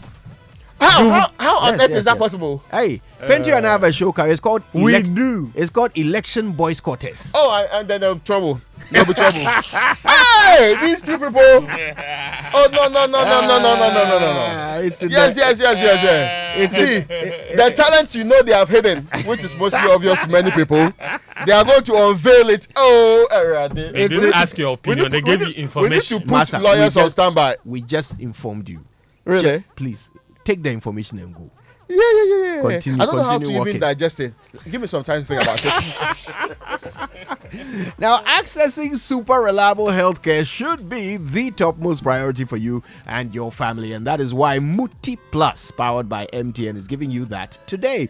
For a subscription fee of just 25 Ghana cedis a month paid on Momo, you can sign on to a health subscription that gets you access to unlimited in-store consultation with qualified healthcare professionals and over 160 covered medications and tests at participating pharmacies in the Ablakwa, Sakaman, Dansuman and Mamprobi areas, as well as Kaswa. Now, my favorite part is that there is a dedicated nurse at the Muti pharmacy who can teleconference a doctor when you need it so that you can access the best consultation services. And to get this great product, this amazing plan, all you have to do is download the Ayoba app and sign up today with your Momo account. Okay, so you download Ayoba and sign up with your Momo account. Take charge of your health conveniently and affordably. Sign up for Muti Plus, powered by MTN today. Fentwizzles. That's right. Thank you very much, Kojo. Good morning to you. Good morning to all of you. Welcome aboard to the Joy Sports Center with me, Fentio. Tahiru Fentio, and we've got a lot of Black Stars content to cover this morning, and we'll begin from there. That's where head coach Otuado yesterday named a 26-man squad for Ghana's crucial 2026 World Cup qualifiers against Mali and the Central African Republic. Joy Sports' Adamu Benin Abdul Karim was at the GFA headquarters and reports. West Brom's Thomas Asante and Ibrahim Suleiman of Cagliari are the debutants in the squad, with the core of the team intact. The biggest talking point from Otado's 26-man squad is the omission of captain Andre Ayew. Ado explains he made the decision after having a lengthy conversation with a 34-year-old. So I had a long talk with Andre, personal. I visited him and gave him the reasons why he's not in the squad. At the moment, it was a difficult decision, to be honest, but this is the decision we took. It's not like we totally agreed, but I gave him the explanation, and so I don't want to take it to another extent. Also missing from the squad is Parks Babaraman, who is still on a self-imposed leave from the Black Stars. This was after he suffered vile abuse following Ghana's final 2023 AFCON qualifier against the Central African Republic. The Ghana boss used that as an opportunity to caution fans against personal attacks on players. Every one of us has a high responsibility. Affected him and his family. I think we as human beings can do better. For me, it's not good. It's not good enough. In this case, I think we would have needed him very, very much. I had a long talk with him. I even wanted to fly to his place to talk to him, but he was very, very sure that he won't come at this moment of time, it won't come back. Ghana finds itself fourth in Group I, 3 points behind leaders Comoros, with only the group winner securing automatic qualification to the 2026 World Cup. Otto Addo is aware of the importance of the game against Mali next week. Difficult, especially the next away game in Mali. They have a very, very strong squad. But the aim is to qualify. It's difficult to promise victories because of football, you can be better than your opponent and at the end they will score and they will win, or one slight mistake will happen. Journalists present expressed satisfaction in terms of how open the Black Stars boss is in answering questions. It's good that we have these interactions. It kills unnecessary speculation. It gives you an idea of what the coach thinks on various issues. Well, I think I love it, and it's also built, the team for the test of time.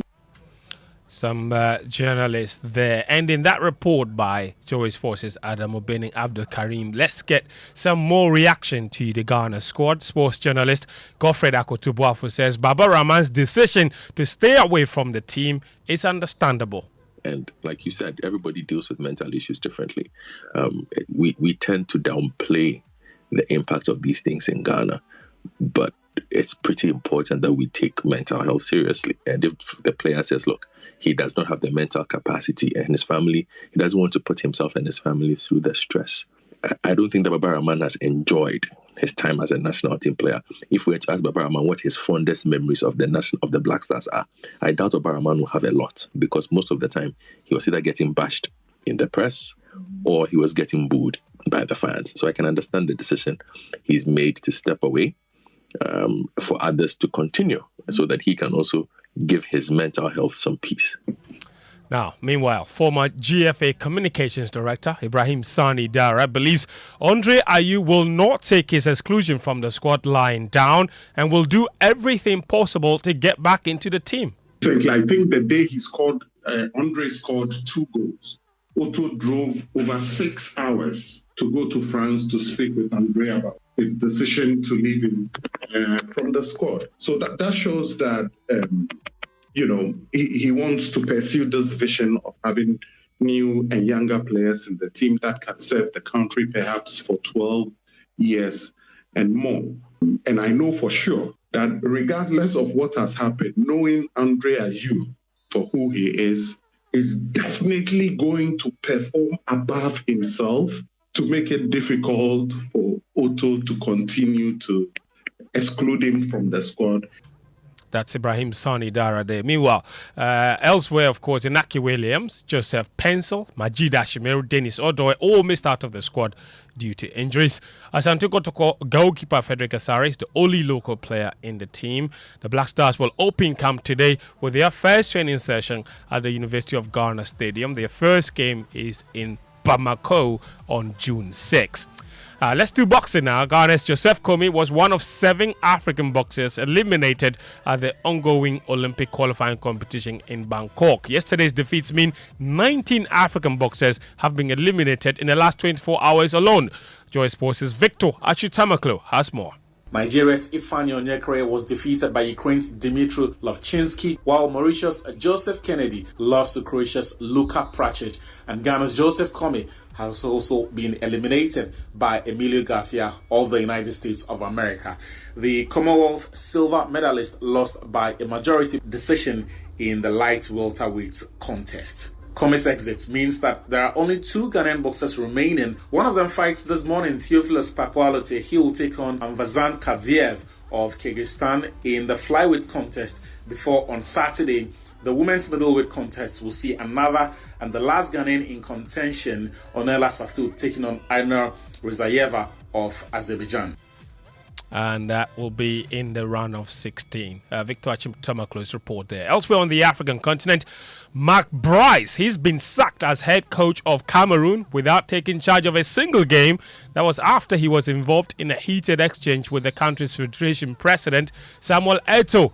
Martin Ntungu replaces the Belgium as interim boss of the Indomitable Lions following an emergency meeting with the Federation's Executive Committee. Now, a statement from the governing body cited disrespectful comments by Bryce and an outright refusal to collaborate among several reasons for replacing him. Now, Bryce was appointed in early April by Cameroon's Sports Ministry, but the FA expressed its great astonishment at the move and said the decision had been taken unilaterally without consulting them.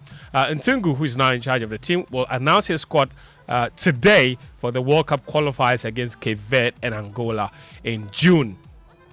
Now, speaking about appointments, in Spain, Barcelona have appointed former Bayern Munich boss Hansi Flick as their new manager on a 2-year contract. The former Germany coach takes over from Xavi, who was sacked last week. Flick is raring to go.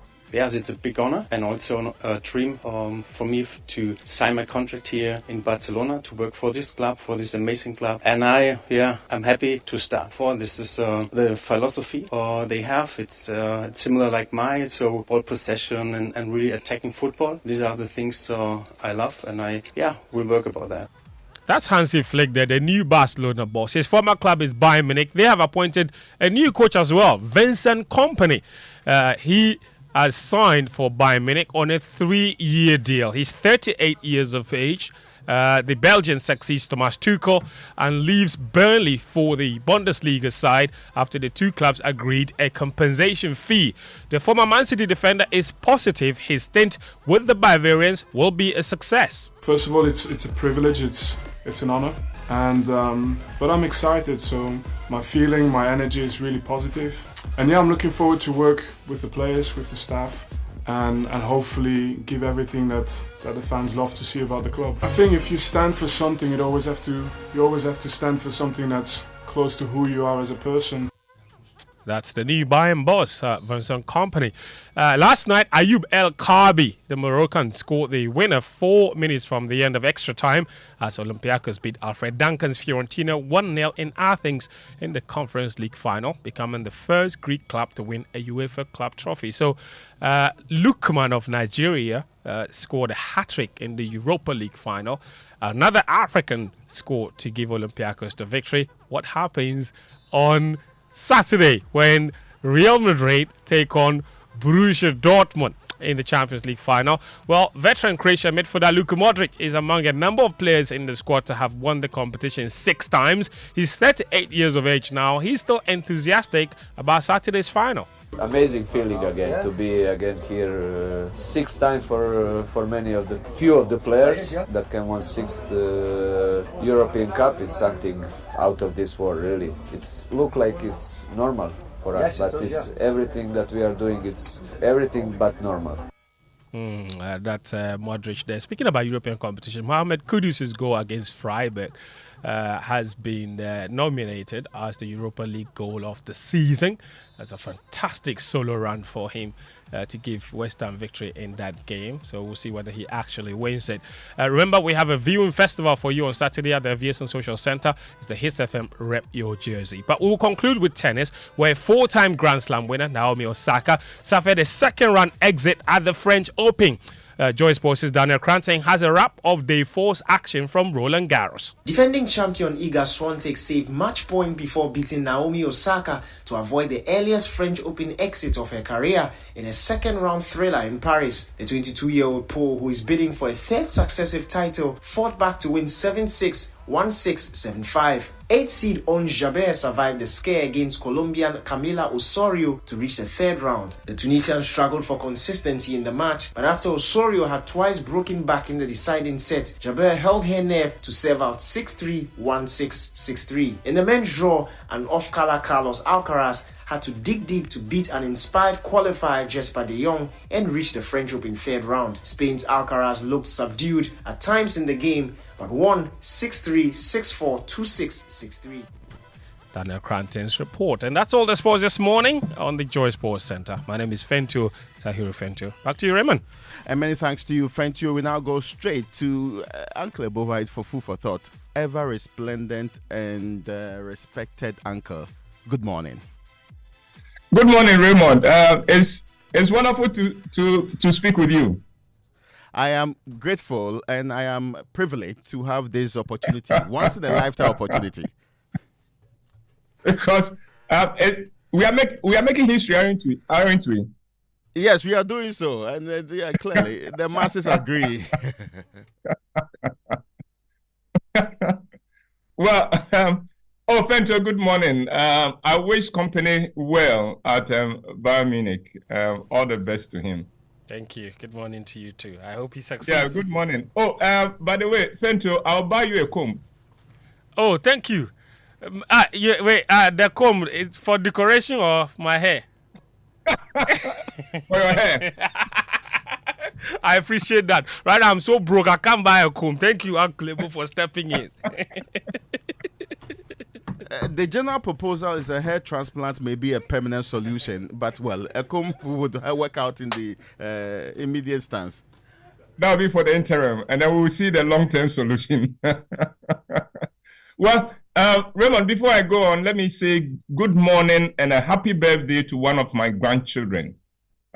Michelle Na Ahene Ankra. You celebrate 10 years today. Michelle, happy birthday. We love you very much, and there's a great future ahead of you. Nothing but the best is good enough for you. So, Michelle Ankra, happy birthday. Raymond, on Monday, I spoke about the 5 W's that affect men's mental health. These are work, women, wealth, wisdom, and the double-headed wine and weed. I said that men need work, and when a man is unemployed or is struggling with his work or has a difficult boss or finds himself in a toxic work environment, he is in big trouble. The second W, wealth, was used in the narrow sense to stand for the financial and economic expectations for a man. I use the word women to refer to everything that goes into a man's relationship with women. The expectations of women of men often become a huge burden for men, and if they are not meeting those expectations, the men then feel diminished. The fourth W was wisdom, and I use wisdom to stand for the philosophies, values, and traditions society expects men to live up to. Most of these are outdated, but nobody seems interested in updating them. The final W was a double header, wine and weed. I use the two to stand for substance abuse and for unhealthy lifestyle choices. Men are celebrated for their substance abuse until it takes over their lives. Well, this morning, I want to discuss how we can make these same 5 W's work for men and how we can use them as the 5 pillars around which a man can build his best life. Here we go. We begin with work. Ask people what an ideal life would be for them, and many will talk about a life of perpetual chilling and just hanging out with friends. I tell them that they should thank God that He's not giving them that kind of life, because it will make them kill themselves. The key blessing of Adam in the Garden of Eden was his mandate to work it and take care of it. Think of the day you have gone home happy. It is always the day you have been pushed to the limit and have delivered results beyond your own expectations and that of everyone else. So, a man needs to commit fully to his work if he is to know joy. And it has nothing to do with whether the job pays him well or not. And whenever a man finds himself in a job that does not pay him well, it is a call to add value to himself so he can command a better income. You see, society does not pay you according to your need, but according to the value you bring to the table. What about the situation where you hate your job? Well, that is often a sign that you have not put yourself fully in the work. The principle is this: do the work you love or love the work you do. That brings me to the second W, wealth, which is society's financial and material expectations for men. A lot of people are forced to steal or join in corrupt practices just to raise money to meet the economic expectations of their families. Now, Jesus said, the poor you will always have with you. In other words, there will always be needs around us. What a man should do is not to chase every need that comes around and feel burdened to meet them. A man must be clear of his responsibilities and his capacity and not allow others to pressure him to live beyond his means. For instance, must you attend every funeral? Your father did not make any investment in your life and in the lives of your siblings. When he dies, must you borrow to give him a big funeral? You can have a wedding on a budget and the marriage will still be valid. So why borrow to do a destination wedding when you can't afford it? The fact is, a lot of the demands your people make of you amount to you supporting their irresponsible choices. There are people struggling abroad, Ghanaians struggling abroad to send remittances to their families here in Ghana. And the families here in Ghana use the money to live big and irresponsibly. The point I'm making is that society will always have expectations of us, but we should decide what we will commit to depending on our means and never according to the expectations or demands of others. That brings me to the third W, women. The fact is, women are not the problem. It is often our failure as men to educate ourselves on how to relate to them. Women are like fire. Fire can make your life comfortable and wonderful and can be harnessed for good. But if you do not handle fire right, it can burn you and your whole house. So let me throw in a few random suggestions for men in dealing with women. And these are just random suggestions. One, don't be a pushover when dealing with a woman, but don't be unbearable either. Instead, be T and T.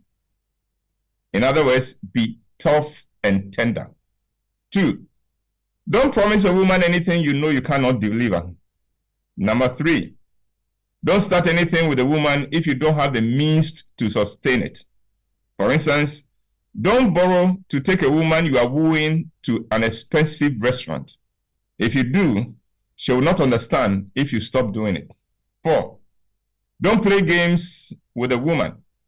A man is not clever or smart enough to win in playing games with a woman. And 5, please never lie to a woman, because a man cannot be a good enough liar to get away with lying to his woman in the long term.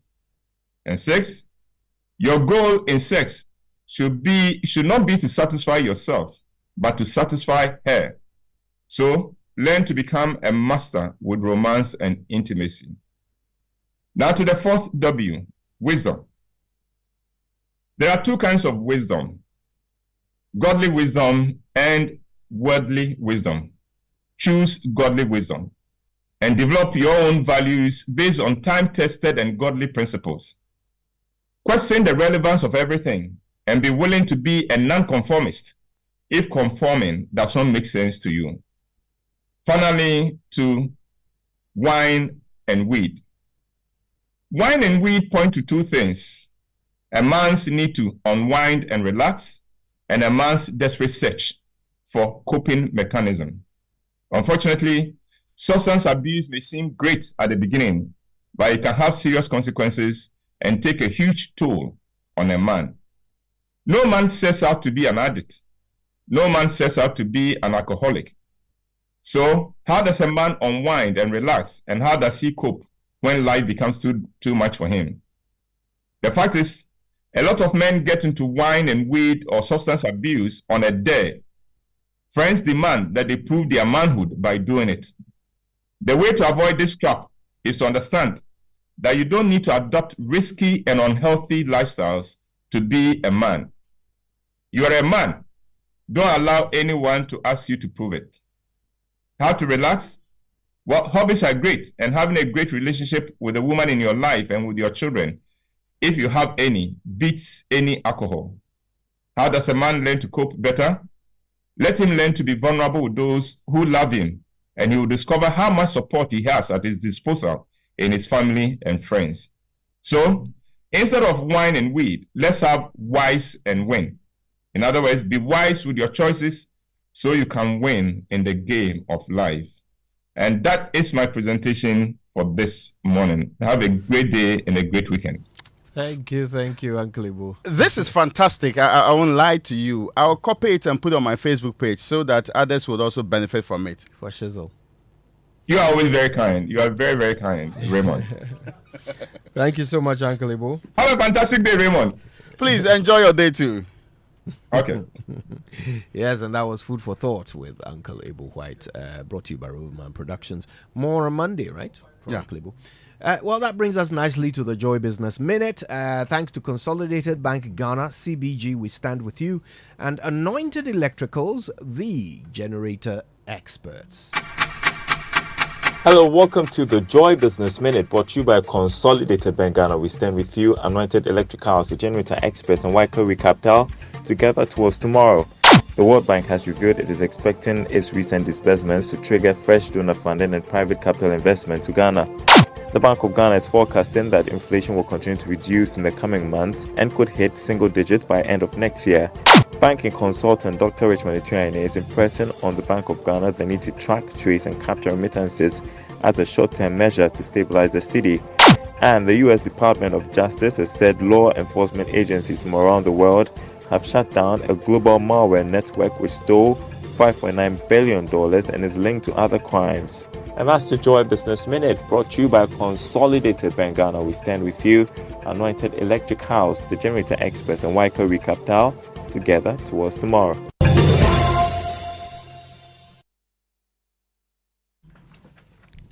Let me bring you good news from the Anointed Electrical Engineering Services Limited. They are into the sales of ultra-silent generators from 5 kVA to 2,500 kVA, and they also undertake maintenance and repairs of all kinds of diesel generators. They have in stock genuine spare parts of all kinds for various generators and also do generator rentals. They have branches nationwide, but these are the latest branches they've added to their list, right? Amre here, Frames Oil on the main at Denton Dodua Road. At East Legon, it's at the Lagos Avenue Road, opposite Tomrick Hotel. And in Tema General Hospital Road, Community 9, just after the overhead. In Kaswa, it's off the Weja Kaswa Road, near Simav Cement Depot. And at Odoko, where they have their head office, it's at number 77 Anointed House off the Odoko Malam Road, here in Accra. The hotline for you to call if you want a silent, ultra-silent generator now is 0243 480 334. 0243 480 334. Call them, they'll sort you out big time.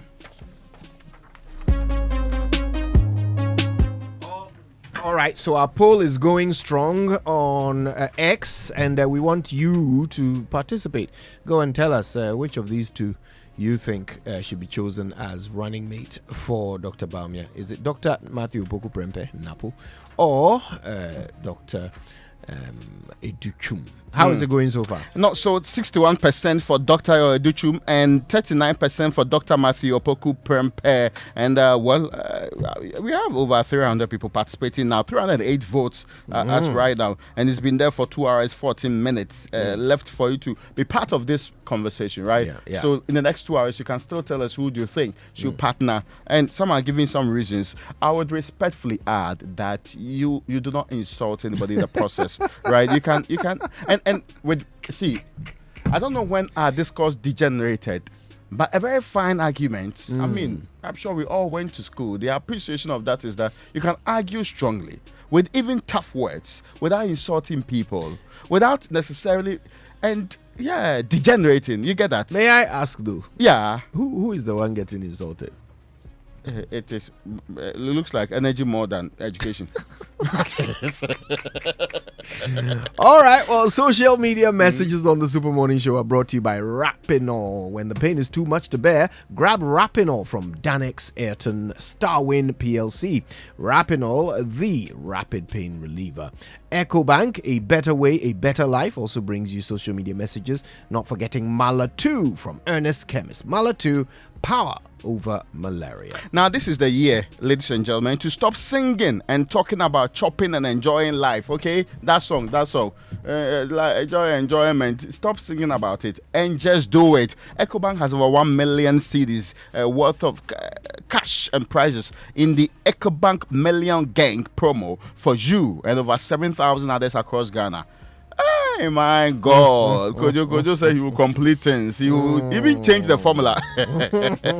Well, winners will be rewarded bi-weekly, and you can do one of them. It can be one of them by winning up to 10,000 Ghana cedis. There will be also a 3-month monthly draw, and also you have to do deposit in cash of multiples of 500 cedis into your EcoBank account at the nearest EcoBank Express point.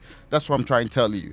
In every 3 months, there will be monthly draws, right? 3 monthly draws. No, 3 monthly draws. And you have to do this, participate by depositing 500 Ghana cedi into EcoBank account at your nearest branch. Also, you can use EcoBank Express Points, which is very powerful, or via EcoBank Mobile to stand a chance of winning. Other prizes include fuel vouchers, shopping vouchers, airtime, and many more. Promo runs from May to July 31st, 2024. It's your time to chop life. Remember, every 500 Ghana cedi deposit earns you an entry into the EcoBank Million Gang. It's not gangle. Gang. You know that song, right? Gang. Yeah. So that I stop singing and delivering better. Now, a better way to enjoy life, a better way, a better Africa. EcoBank is the Pan-African bank, and I'm beginning to think that EcoBank is where I want to now pitch my camp. It is making a good impression with the Million Gang. Others should also up their game, you know. By the end of today, I will choose. This year by force. Changing what they call it. I don't know where that one is coming from. All right, okay. So in a moment, we're getting into our big stories, and the president has asked the employment minister to address labor's concerns about the SSNIT hotels sale. Okay, that suggests that the president believes there's an explanation, and the labor minister can give it. Anna. Yeah, okay.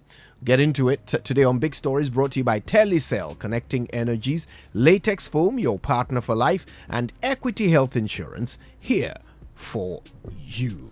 Now picture this: you are lying in bed after a long day seeking comfort and relaxation, but instead you are met with a mattress that sags beneath you, a reminder of shortcuts and compromises. Kojo, I was asked directly to change my mattress because of some of these things.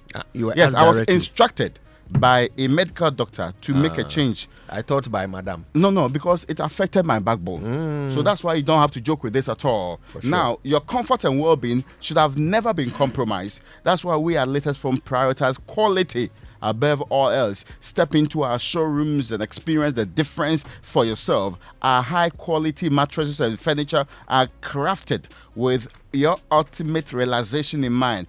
Picture waking up refreshed, rejuvenated, and ready to take on the day. That's the Latest Foam promise. Invest in your well-being. Choose Latest Foam. Otherwise, you do yourself. Now, Latest Foam, your partner for life. Visit us today and sleep better tonight.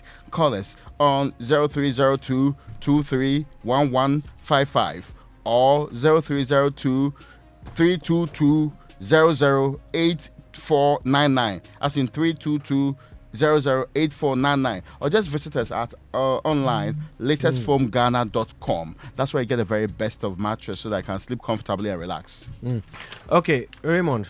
Yes, I want to address my congregation. Yes, please. So when I say beloved, you say yes, prophet. Beloved, prophet. Beloved, purported prophet. You are about to have the world at your fingertips. That I agree. Because the wait is finally over. Telecel is here. Telecel. Please. Telecel. I know you are from Jabin, but don't do that. No. Why? Now you are picking and choosing. Now, why did you sound from Mankesim?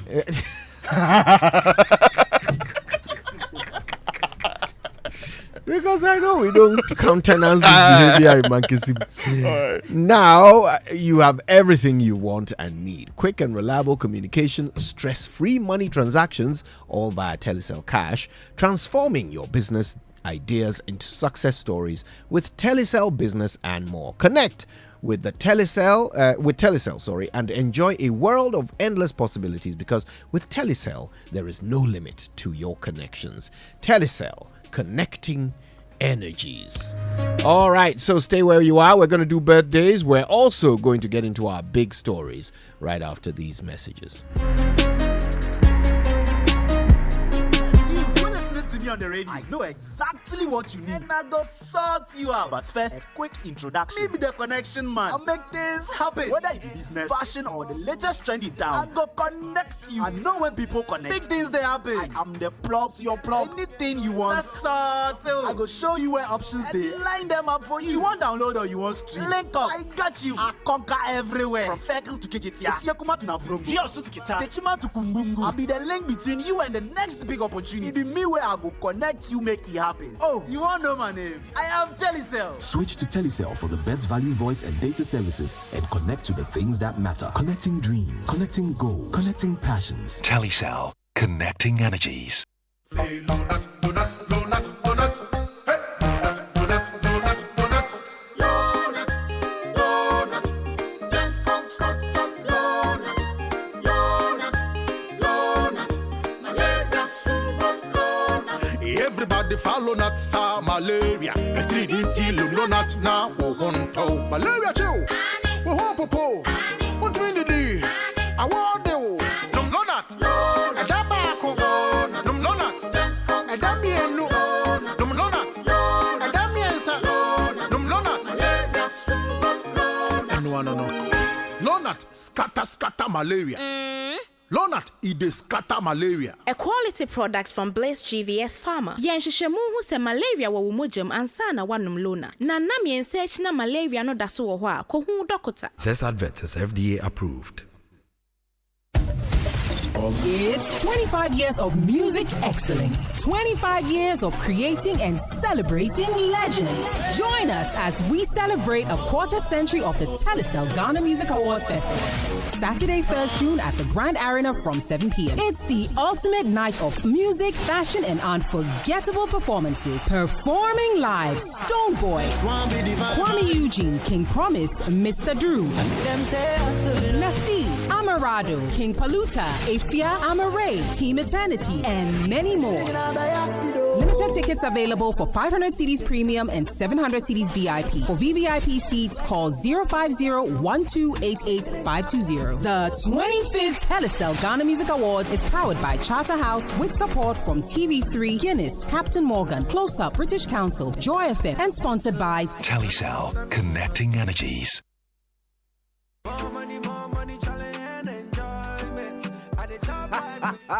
We not say problem day, but you for chop life. Simply deposit cash in multiples of 500 Ghana cedis into your EcoBank account at your nearest branch, Express Point, or through EcoBank Mobile to win your share of over 1 million cedis in prizes in the EcoBank Million Gang promo, EMG. Be one of over 7,000 people to be rewarded. Hey, my God. Yes, so over 7,000 people go chop soft life from May to July 31, 2024. Be an EcoBank customer or be square.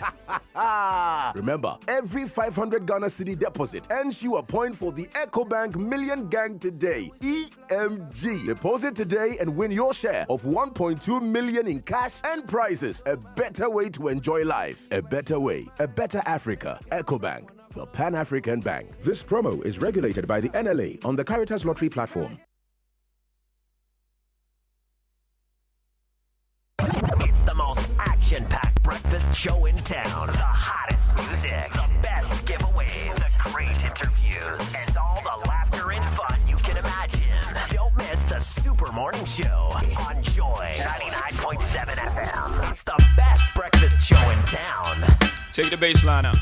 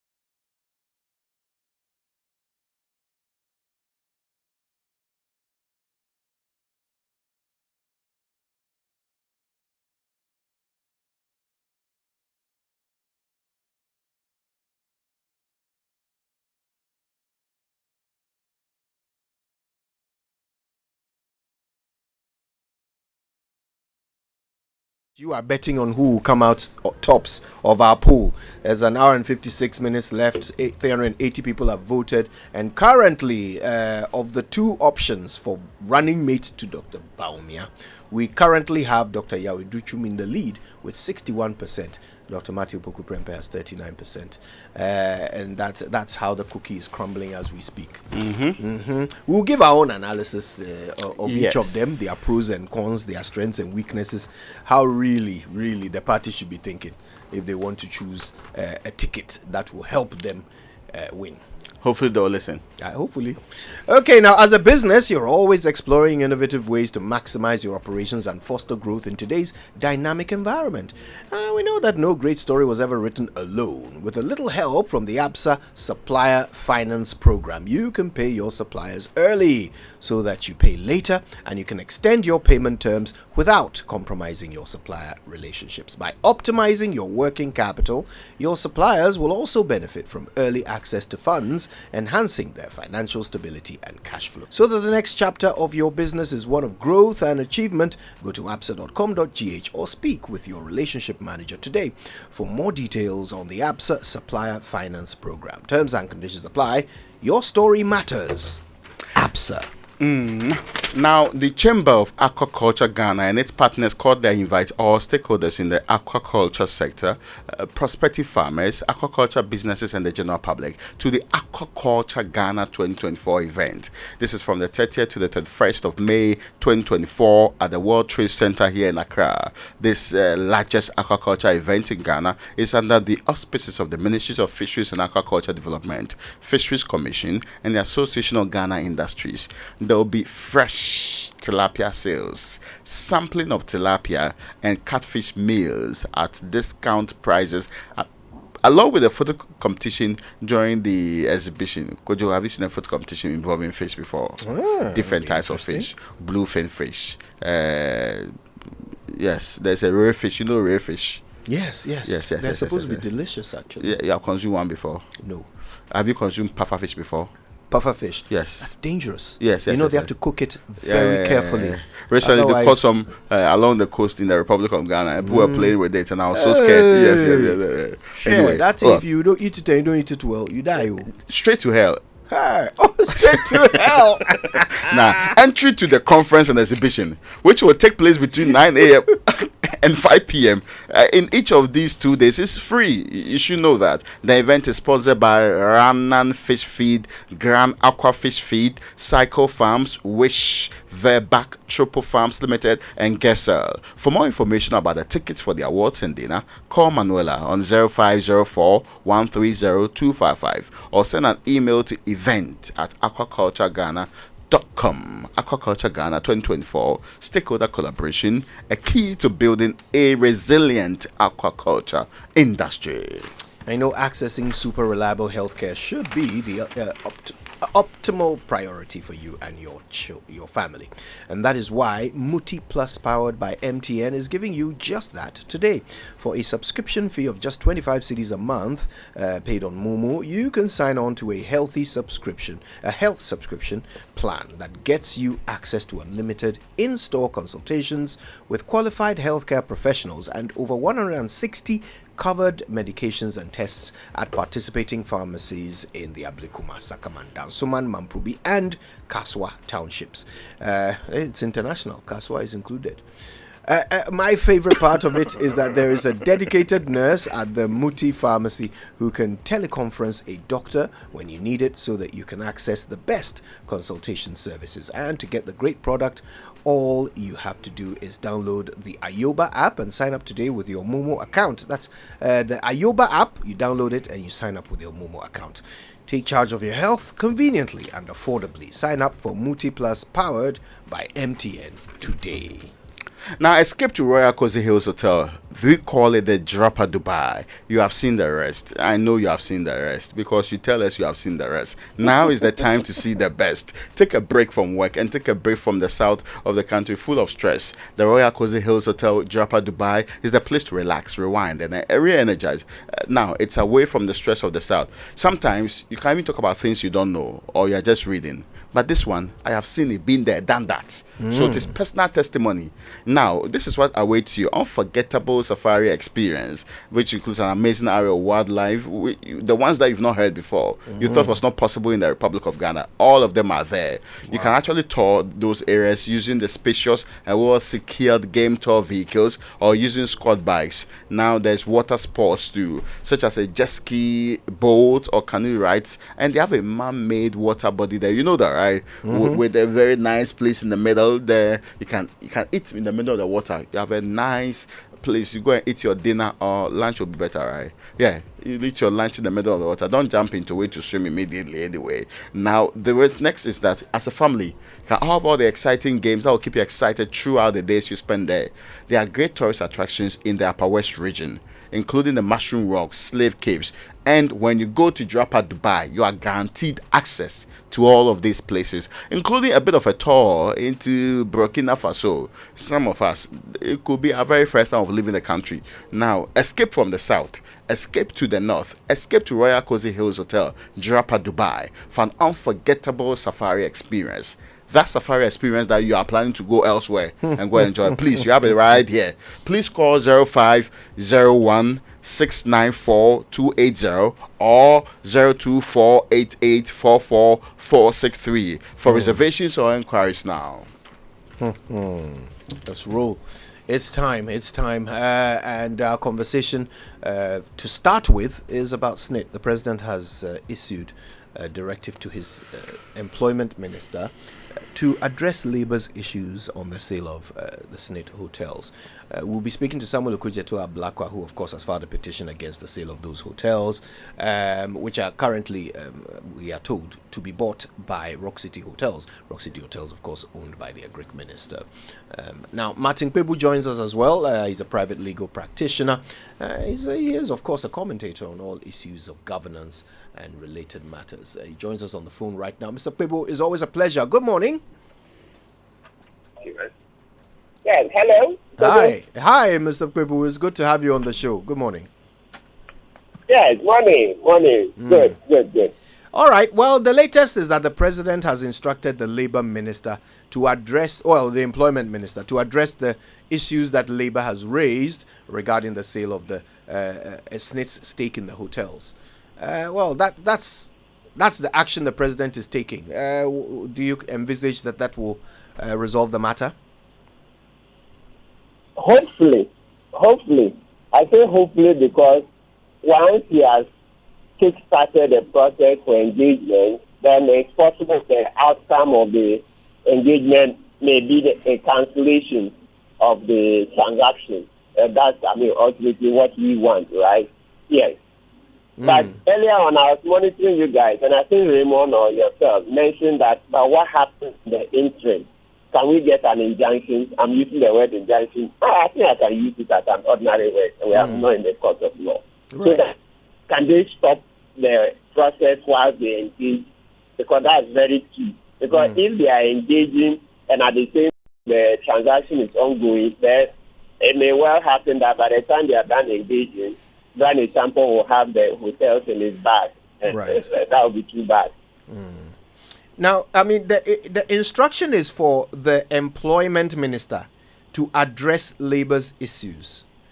There are some who are reading into this that the president believes that the problem is that labor just needs explanation for what is happening.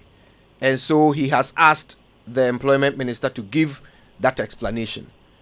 Is that your reading of the instruction from the president?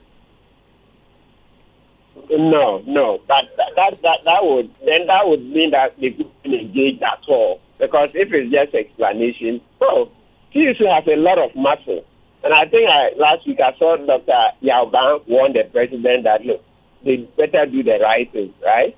Yeah, so I don't think TUC would take such a very small scoop. I believe that's a full discussion where TUC will advance arguments to show why this hotel should not be sold to Sanitation for his son. Yeah.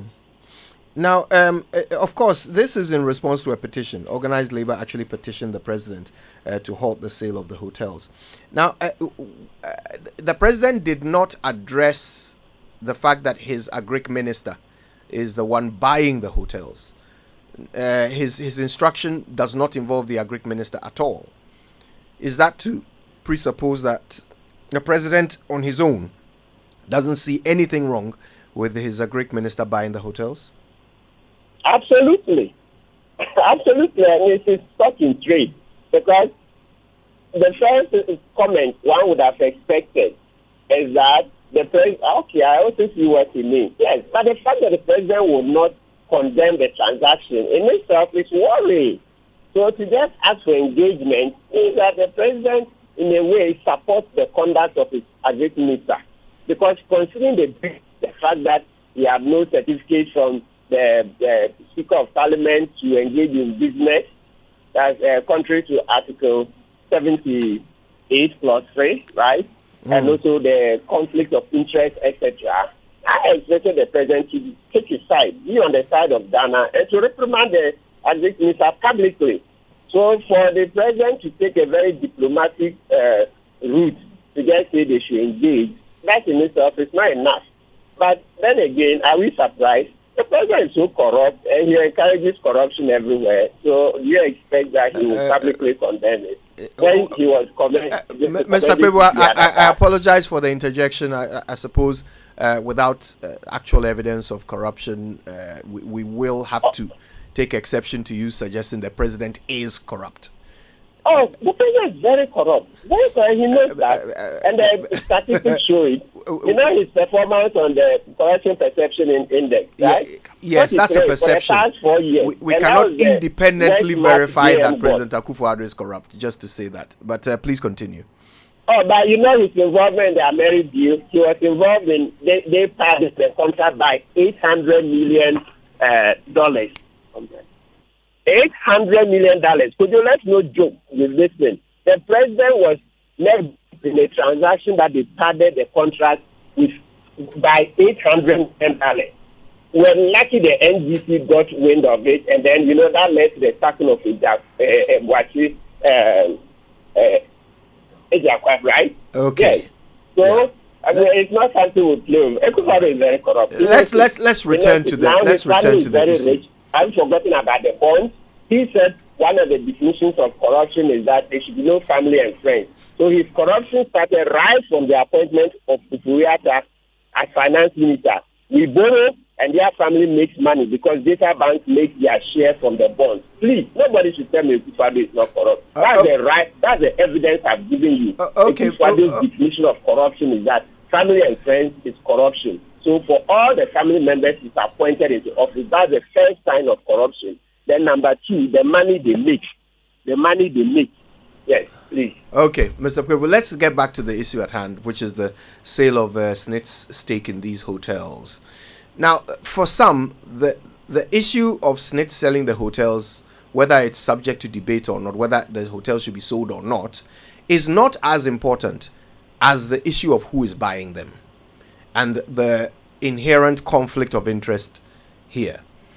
But there are so many examples of this conflict of interest. So many other people who are closely connected to the state, who either acquire state property or get contracts with government. It's become so normal.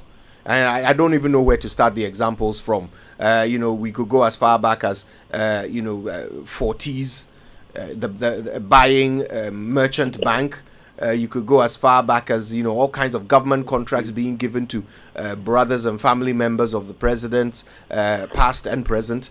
All kinds of deals being signed by the finance minister for his family for his companies to benefit from Eurobonds and all of that. It has become so normal that some are saying, well, why complain when one more minister is buying, a few government hotels? I'm happy to see you come round to the bonds. Oh, that is it. Everybody has corruption there. They are bad feelings. Sorry. Profound, right? Please, let's get back to the issue at hand. Yes, okay. Well, it's because we must keep complaining. We must keep complaining. Silence is not an option. I now understand why some people say, yes, this country would never make it out of this corruption doldrum, right? And I understand. But please, we are young. We have a lot of energy.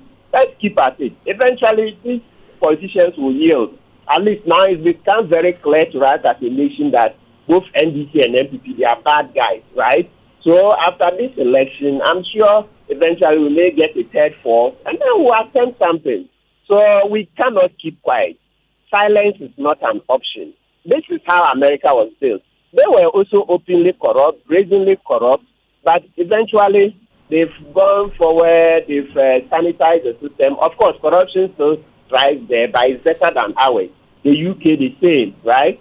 I mean, I've followed a bit of American history. You hear about the Kansas-Nebraska Act in the 1800s. Hey, open corruption, electoral corruption, how Kansas and Missouri would join the U.S., and then there were electoral fraud. I mean, so many corruption cases. We would never finish the Even the Watergate scandal. Yes, hello? Yes, even the Watergate scandal more recently. Yes. And of course, let's quickly mention that it was what FBI deputy director who reported it. They did truth source. Yes, Felt was deputy director of FBI, and he leaked it, and then Nixon eventually lost his office. So that is how a nation is built. We need to keep at it. And then the leakers, those who leak information, we have to celebrate them. They have to keep at it. So one story at a time. I think you guys are doing a fantastic job. I hear you every time you talk. Then you kind of raise my hope. You, Raymond Akpa, Winston, Samson Ladi, Ajelele, Nana Ansafwa, etc. Right? So let's keep at it. Silence is not an option. No, let's just keep the conversation going. It doesn't matter that sometimes we lose, or even most of the time we lose, but we make progress. Let's give you an example. The Ofuriata Penja hearing in Parliament.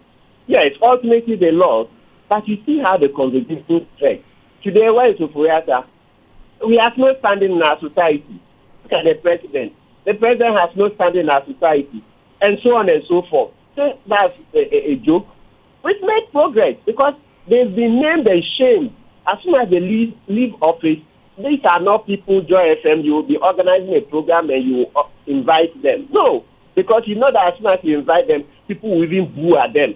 Even Kwame Nkrumah, Ghanaians booed at Kwame Nkrumah, much less Akufo-Addo and Ofuriata and their ilk, right? So that's progress we are making. Let's continue, even if we lose.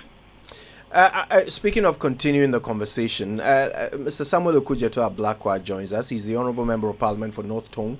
He's the petitioner on this SSNIT deal. He's the one who has filed the petition with Shraj. Mr. Ablakwa, can you hear us? Good morning.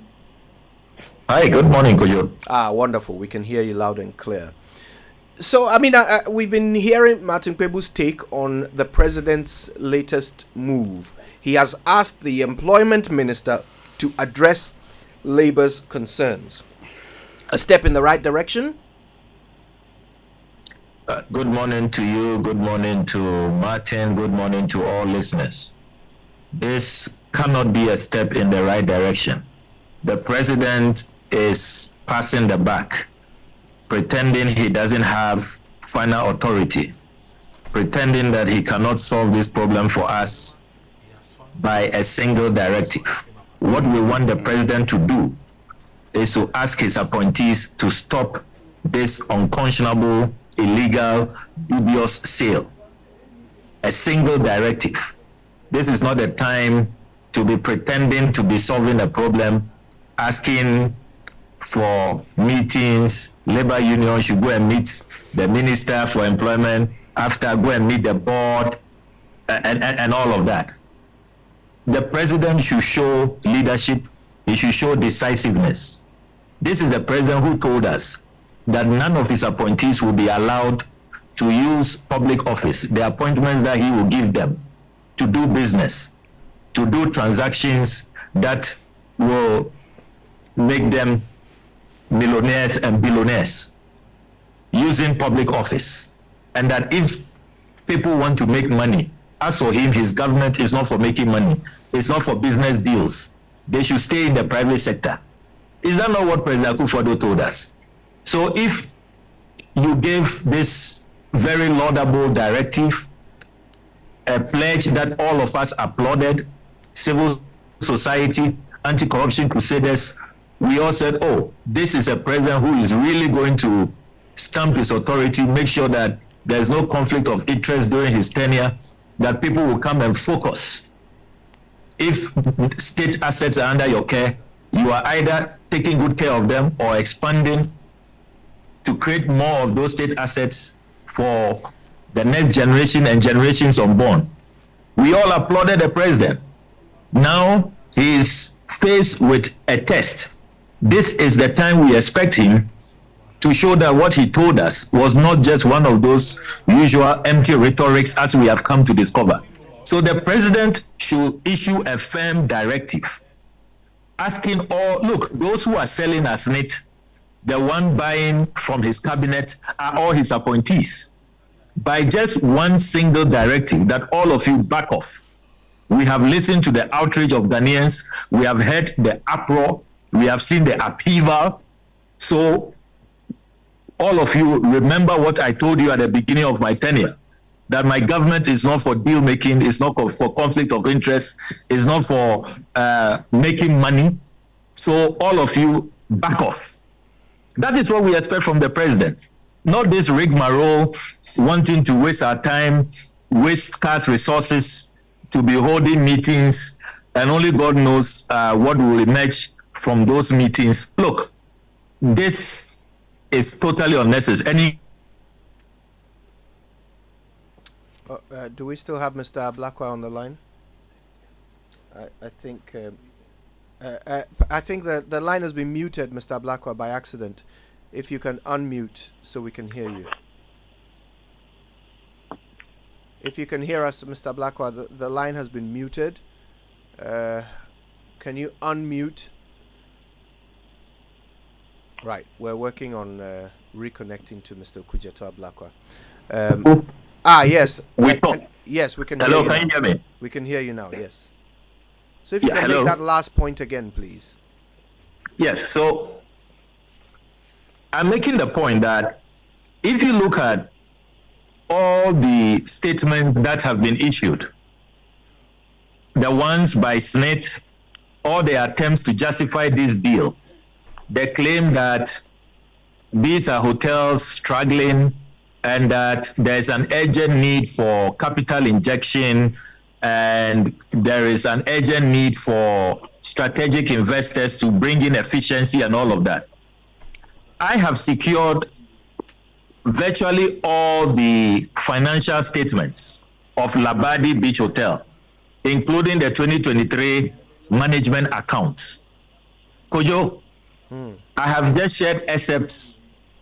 I'm serializing it. I'm going to send you all of these financial statements as conducted by Deloitte. Right. Labadi Beach Hotel is more profitable than we have ever imagined. Can you believe that as we speak, Labadi Beach Hotel has more than 54 million Ghana cedis in 5 bank accounts, cash. They are cash in reserve that they are not touching. 54.8 million Ghana cedis. If you look at Labadi's financials, 2022, they posted a gross profit of 70.7 million Ghana cedis. A year after, it has more than doubled to 158.4 million Ghana cedis. You look at their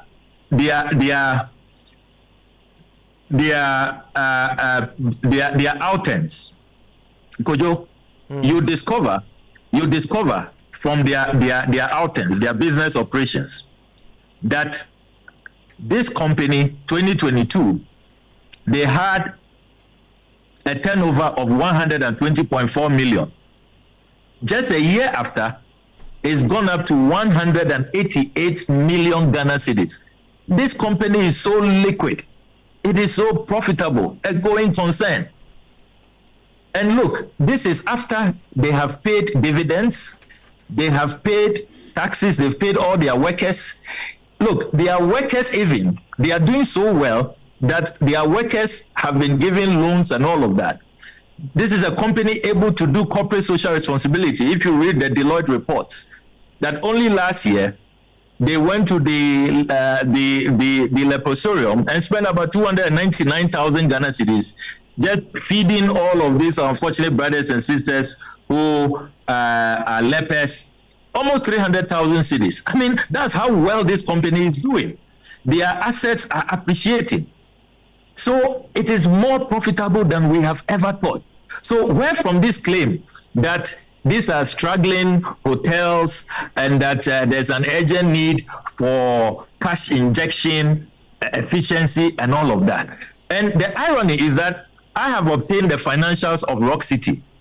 Will you believe that Labadi Beach is doing far, far better, more than 10 times better than Rock City? If there's any hotel we should be swallowing the other, Rock City should come and learn from Labadi. Rock City rather needs Labadi's help. So what's going on here? It cannot be that Labadi is struggling, is about to go down, is not profitable. That is why it has to be sold. I am now clear in my mind that some people in government have seen the books of Labadi. They've seen all of these cash reserves in 5 banks, and they are seeing how profitable it is, and they just want to grab it. That is what is at stake here. Mr. Ablakwa, I suppose it's only right that I point out that, I mean, it's not always the case that the company buying the other must be bigger. Sometimes a smaller company can take over a bigger one when they have backing and they have expertise. It does happen. But are you saying, by your reckoning, since you've given such a clear picture of the profitability of Labadi Beach Hotel, that if any of the other hotels are not making profit, you would then back their sale? Not at all. Remember that I have said, as a matter of principle, that I am not convinced that these hotels should be sold. We are talking about pension funds. 20 years, 30 years, 40 years, 50 years from now, people will be retiring. Ghana will still have workers who have to be taken care of. And these investments, don't forget, were made by the toils and sweat of Ghanaian workers. These are hotels that clearly, even the few that are struggling, like Elmina, La Palm, they were very profitable until recently. It tells you that it's a managerial issue. Look at how Ridge Royal, look at how Labadi are doing well. Right after COVID, even when internationally, the hospitality industry is struggling and still, only now recovering.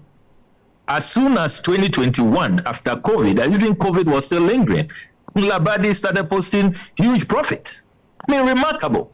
So if Ghanaian managers, all Ghanaian managers, there's no foreigner at Labadi, can do so well, why don't you rather even ask them to take interest in La Palm, not far away from Labadi, Elmina, Buzia Bay, Trust Lodge, and the rest?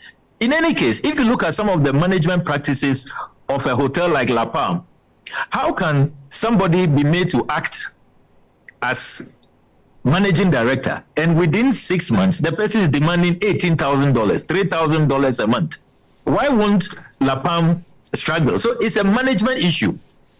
You need to consider the fact that these are hotels that are so well located. They are prime locations. The land upon which these hotels were built have really appreciated over the years.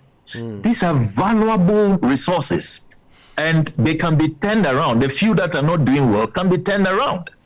So it is not accurate to just paint all these hotels with the same brush. It reveals a certain motive which is not noble, which is not sincere, which is not honest. And if you look at all the breaches, the arm twisting that has gone on with this deal, the lack of due process, if you look at how, even constitutionally, the Honorable Brian Champon was not supposed to be anywhere near this transaction, having failed to comply with Article 78 and Article 98 of the Constitution. And yet he is forcing to stay on and hang on to this deal. I mean, what's going on here? So my point is that these hotels should not be sold. It's just a management issue with the few that are not doing well. indeed, the story of Labadi and Ridge Royal should tell you that hotels can be profitable under the SSNIT investment portfolio. And that with the right management, the right people, these hotels will all be profitable. Because look at, La Palm, even, do you know La Palm has more facilities than Labadi? La Palm has bigger halls, bigger conference centers, more rooms than Labadi. So if Labadi, and the same location, same stretch, just a 5-minute walk apart, and Labadi could be doing so well, why can't La Palm do well? So it tells you that it's just a managerial issue. Right. And so this attempt to come up with stories that are not adding up, the lack of sincerity, look, they should treat us with respect. Okay. Why is it that up to now, SSNIT is failing to publish all those who participated in this tender, their documents? Why are they failing to do that? Mr. Ablakwa, SSNIT has sort of mounted a defense, suggesting that the decision was made, first of all, by the previous board, not this current one, though, the board that ended their tenure in 2021. And they came to that conclusion because generally they decided that SSNIT had no business in hotels.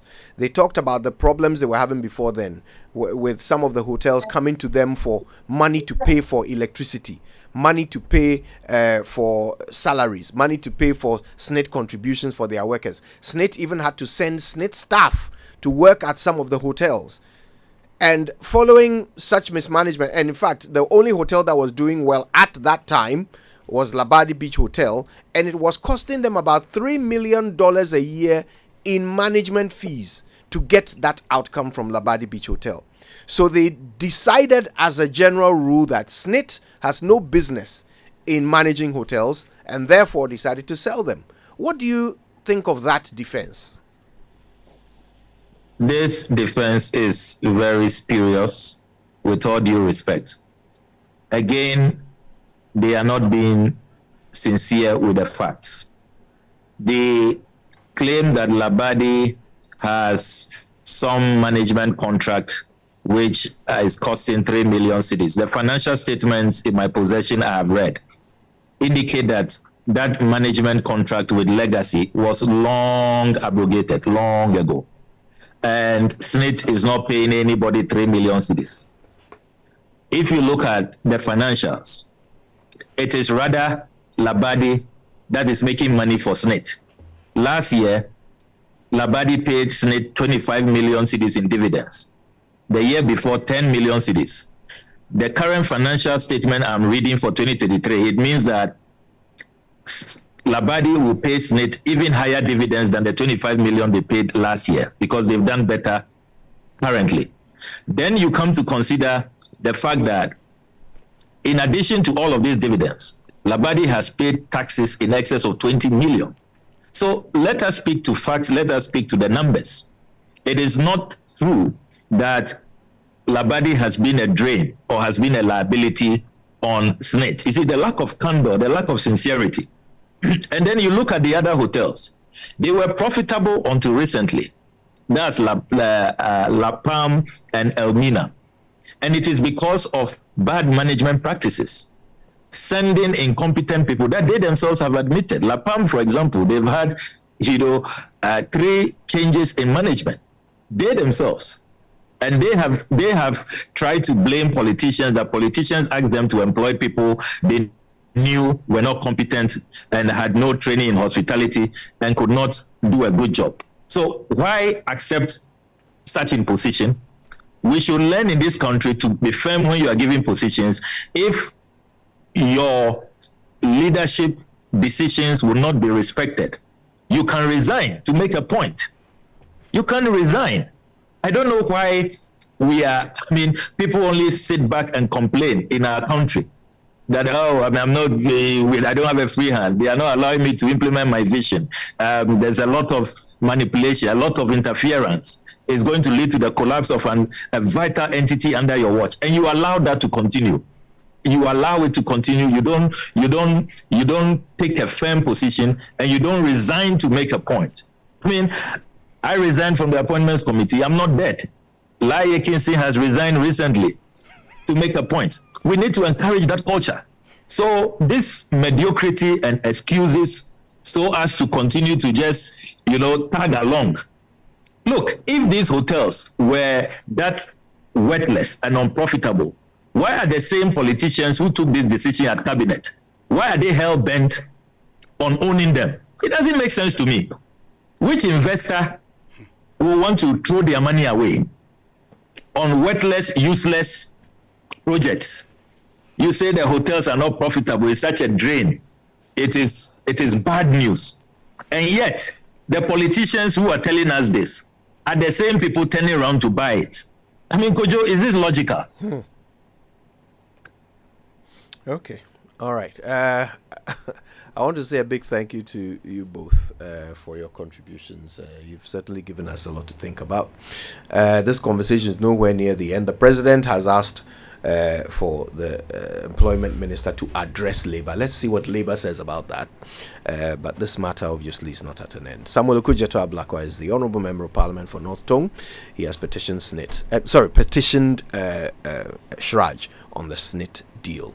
Martin Kwibu, of course, a private legal practitioner and a very regular commentator on governance issues. Thank you both for your time.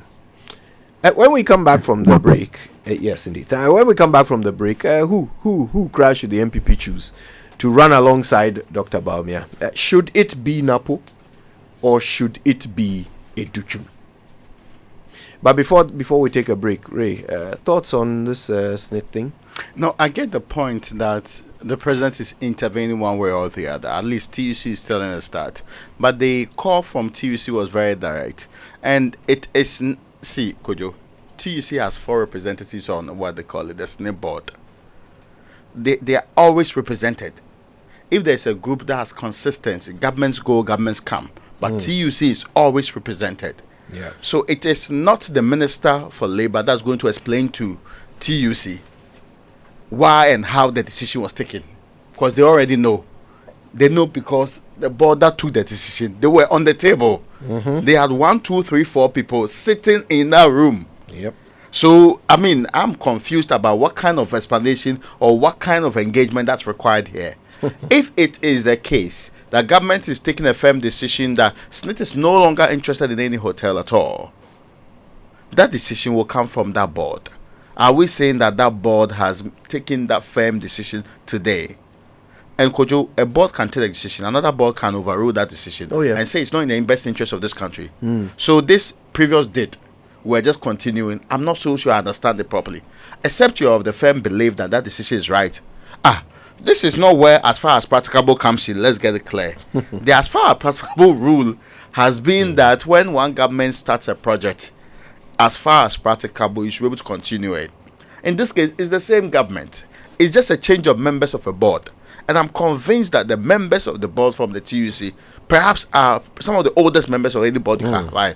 Because TUC will appoint people today. Tomorrow, TUC will appoint different set of people. They'll bring the same information to them. Some of us have criticized TUC's approach to their response to this matter right from the beginning. Making it almost look like they were not aware or they were aware, but they were still engaging.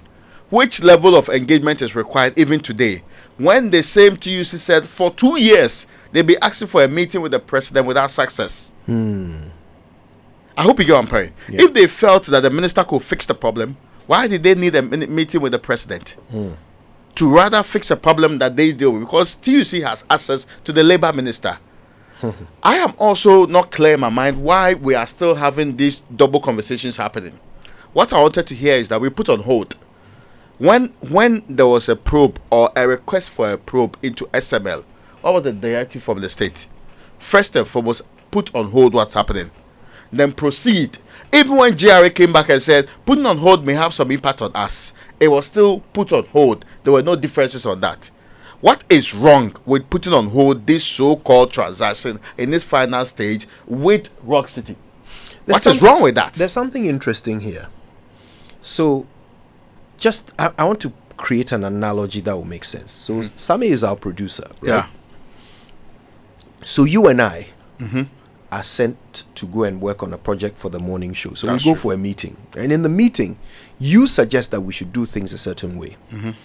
I think it's wrong. I think it's illegal. So I object to you, but you are in charge of the project. So you say, no, we're doing it. So my objection is overruled. Now, I was there in the meeting. Yeah. I know what happened in the meeting. So I then go to Sami and I say, look, in this meeting that we had, I was overruled, but I'm not happy. Yeah. I'm concerned about the deal, and I give you all the details that caused me concern. Then Sami says, don't worry. I'll let Aaron, who was not in the meeting, come and explain to you, Kojo, who were in the meeting. That's true. What happened in the meeting. You have just... That's quite literally what the president has done. Yeah. He's asking the employment minister, who is not a board member, to go and explain to labor that is represented on the board with four what happened in the board meeting. That's what the president has asked to happen. Are we okay? Let's take some messages. When we come back, we'll decide who Dr. Belmia should choose for running mate. Hey, Cashman. Yeah. Don't you know Nana has assembled all of us and you are here making calls? My generator is spoiled too. So I'm calling a renowned Ghanaian company with an excellent track record in the sales and repairs of generator sets in Accra to come and repair for me. Oh, is it Anointed Electricals? Yeah. Anointed Electricals deals in quality and genuine generators with high fuel efficiency. We also rent generators. They sell quality generators from 10 kVA to 2,500 kVA. They have spare parts of other generators and can repair every faulty generator set even if you didn't buy from them. Look, now we don't have any electrical problem in Accra. Oh, how? Because Anointed Electricals is right here at East Legon, Lagos Avenue, opposite Tomric Hotel. And that's why Nana is calling us. Okay. Yes. If you want to buy a brand new generator or repair the old one, visit Anointed Electricals. Or if you are within Accra, call our hotline 0246 423 534 or call 0243 480 334. They have qualified and dedicated men on 24-hour after-sales service. Then let's go and listen to Nana. Let's go. Gosh, after giving you the hint, won't you give me anything? Anointed, the generator experts.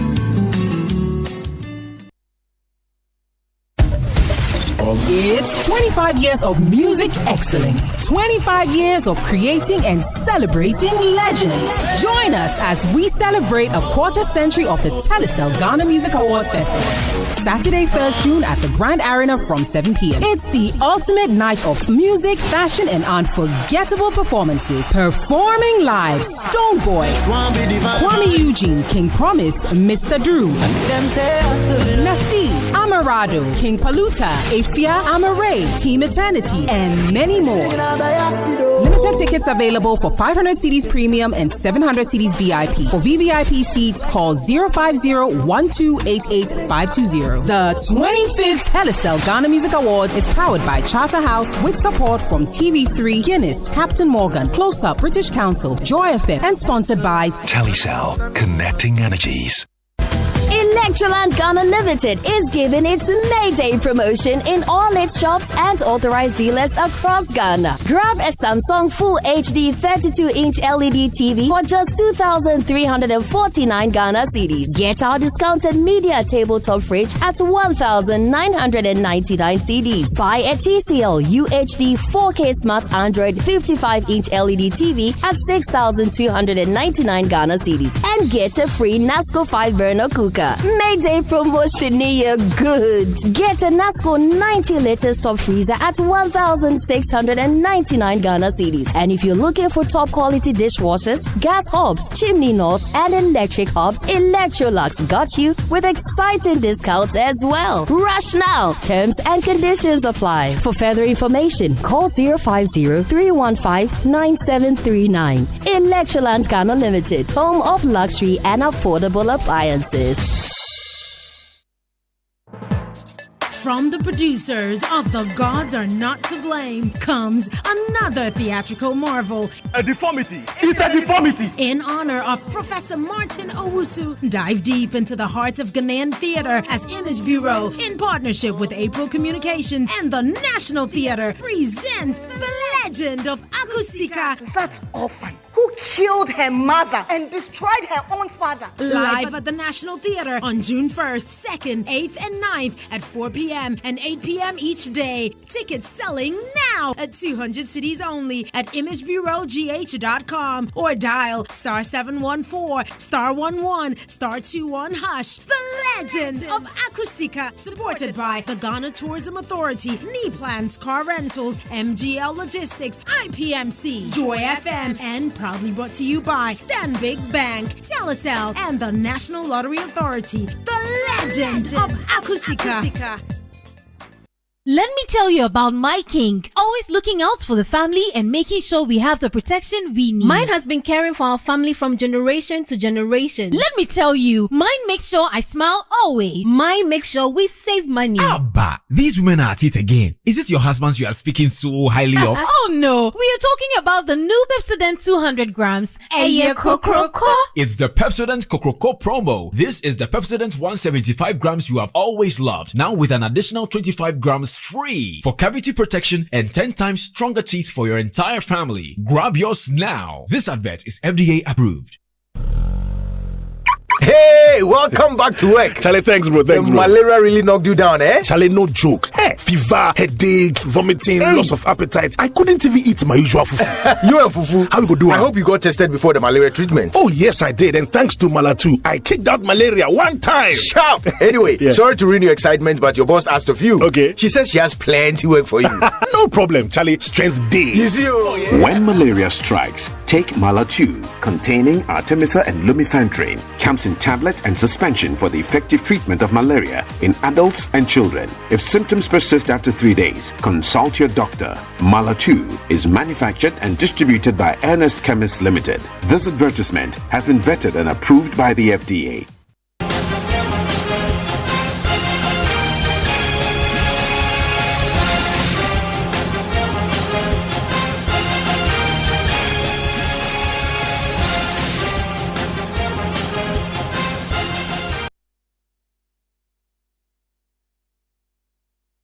Coffee in your cup and joy on the set. The Super Morning Show is always the best bet on Joy 99.7 FM.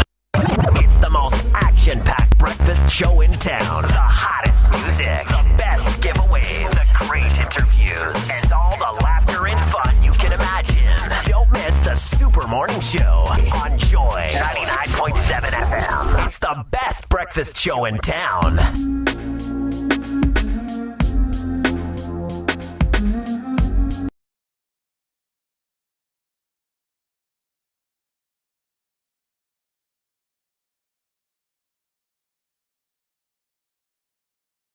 Before we go to the question of running mates for the NPP, listen, I want to hear your thoughts, okay, on the president's instruction to the labor minister, the employment minister, to what's the word he used? Engage labor on the issues regarding the sale of those SSNIT hotels. Okay, I want to know: are you happy with the president's instruction?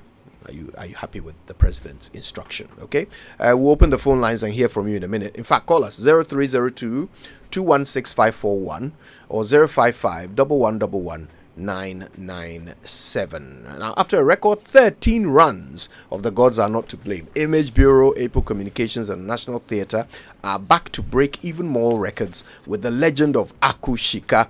Okay, so mind-blowing dramatic experiences are in the pipeline with talents from Mauli Semevo, Andrew Tando Adote, Edina Matachi, Elvis Crystal, Arnold Asamoah Bedu, and for the first time on the theatrical stage, Adoma. So come and let's celebrate the legendary Professor Martin Owusu as this play runs on Saturday the 1st, Sunday the 2nd, Saturday the 8th, and Sunday the 9th of June, 4 p.m. and 8 p.m. each day at the National Theatre. You can get tickets for only 200 Ghana cedis from imagebureaugh.com or dial *714*11*21 *21#. The Legend of Akushika, supported by the Ghana Tourism Authority, Plans Car Rentals, MGL Logistics, Joy FM, Hits FM, Joy Prime, Daily Guide, Graphic Communications Group, and brought to you by Stanbic Bank, Telecel, and the National Lottery Authority. The Legend of Akushika Theatre doesn't get better than this. And the question is a simple one. Are you happy with the president's decision to ask the employment minister to engage labor on the sale of the SSNIT hotels? Okay, how do you feel about the president's decision? Shall we take a call? Yes, Erasmus is in Kumasi. Hello, Erasmus. Good morning. Yeah, good morning, Kojo. Talk to us, my brother. It's unfortunate things of this nature is happening in Ghana today. You see, during the time of John Mahama, we backed him when he did the wrong thing, or when he allowed his ministers to do the wrong thing. Then we are in Akufo-Addo's time. Somebody who told us we should be citizens and not spectators. We have these things going on, and when you say it, you have people out there, out of, sorry for certain words, out of whatever they think. They tell you you are not a Ghanaian. How do we sell a whole property belonging to pensioners to somebody who is in government? And we are saying this is not conflict of interest. I think I will side with Martin Pebu. The president is corrupt. We are sick and tired of his corrupt activities. Thank you. All right. Well, thank you for sharing your opinions on this. John is in Bumpurugu. Hi, John. Good morning. Yeah, good morning. Thanks for calling us, John. What are your thoughts? My contribution is that the question put on the table is that are we happy about the president's intervention this morning? I cannot be happy when I don't know exactly what the labor minister is going to engage labor on what and on what. I think to me it's advisable for us to wait and see what the minister is going to engage and say before we come out to make comments about it. But I think it is too early for us to make conclusions on what we think about the president's intervention. Okay. Thank you. Thank you, John. Thanks for calling. Let's go across to Cape Coast, my home. Justine, good morning. Do we have Justine on the line from Cape Coast? Oh dear. It seems we may have lost our caller from Cape Coast. But you can call us. It's 0302 216 541 or 055 1111 997. How do you feel about the president's decision to have the employment minister engage labor on the SSNIT of the sale of the SSNIT hotels? Justin, it's not Justine, it's Justin. Hello, Justin. Good morning. Good morning. How is Cape Coast today? Kojo, we are managing. Now everybody turn manager in Ghana, so we are managing. Imagine. And Talk I to hope us. you people too, you are doing well. We thank God. Kojo, that directive the president gave, I don't think any good thing will come from it. It's the same old issue. It's allo. Kojo, please, let me ask you, have you people find who took the $12 million? Or have you found the dam? We promised you that we'll find out what happened to that money. Yes, we'll give you an update today. Missing. And I want Joy FM to continue this 12 million so Yes. that we see who received the money. Justin, we have an what is update. the We have dam? an update for you today on that. Okay, so keep listening. Okay, thank you. We'll bring you that update. We found out something. Thank you very much. Yeah, Continue thank you. the good work. God bless you, Justin. All right, Eric is in Accra. Hello, good morning, Eric. Yeah, good morning. Thank you very much for the opportunity. I've been following your discussions, and I don't your question about being happy about the president's directive to the minister. I suppose you know the marketplace you are dealing with several people from different walks of life. I wonder what answers you are going to get But on a more serious note, I feel that sometimes when such important issues come up, we pose our questions to attract and appeal to minds that will bring solutions to bear under the circumstances. Usually when little minds like mine hear questions like this, we never get to understand the question because we are not privy to all information that has gone on. So thank you very much for the opportunity. But your question sounds too broad for my liking. So I wouldn't want to be happy to respond to it, but I want to suggest that next time round, let's make our questions a bit circumspect so that we can get the exact things that we want from our public, especially there are too many people there. Thank you very much. Bye. Thank you, Joseph. Thank you. We're asking you, are you happy with the president's directive to his employment minister to engage labor on the sale of the SSNIT hotels? If you understand the question, you can call us on 0302-216-541 or 055-1111-997. Joseph is in Tema. Hi, Joseph. Good morning. Good morning, Uncle Joe. Thank God for keeping you. Talk to us, my brother. Yeah, you tried by trying to let Mr. Kubu reverse his statement that the president is corrupt, but he was insisting and giving a reason just because he was saying that once you are dealing with something friend, it amounts to corruption. Fine, you cannot dispute that because he is a lawyer. I think in a subsequent case, he needs to explain to us better for educating us. For the president to ask for the minister to go into it, I think it's like you are throwing a stone on the on the what do you call it? As I say. In this case, why can't you, the president, put your feet on the ground?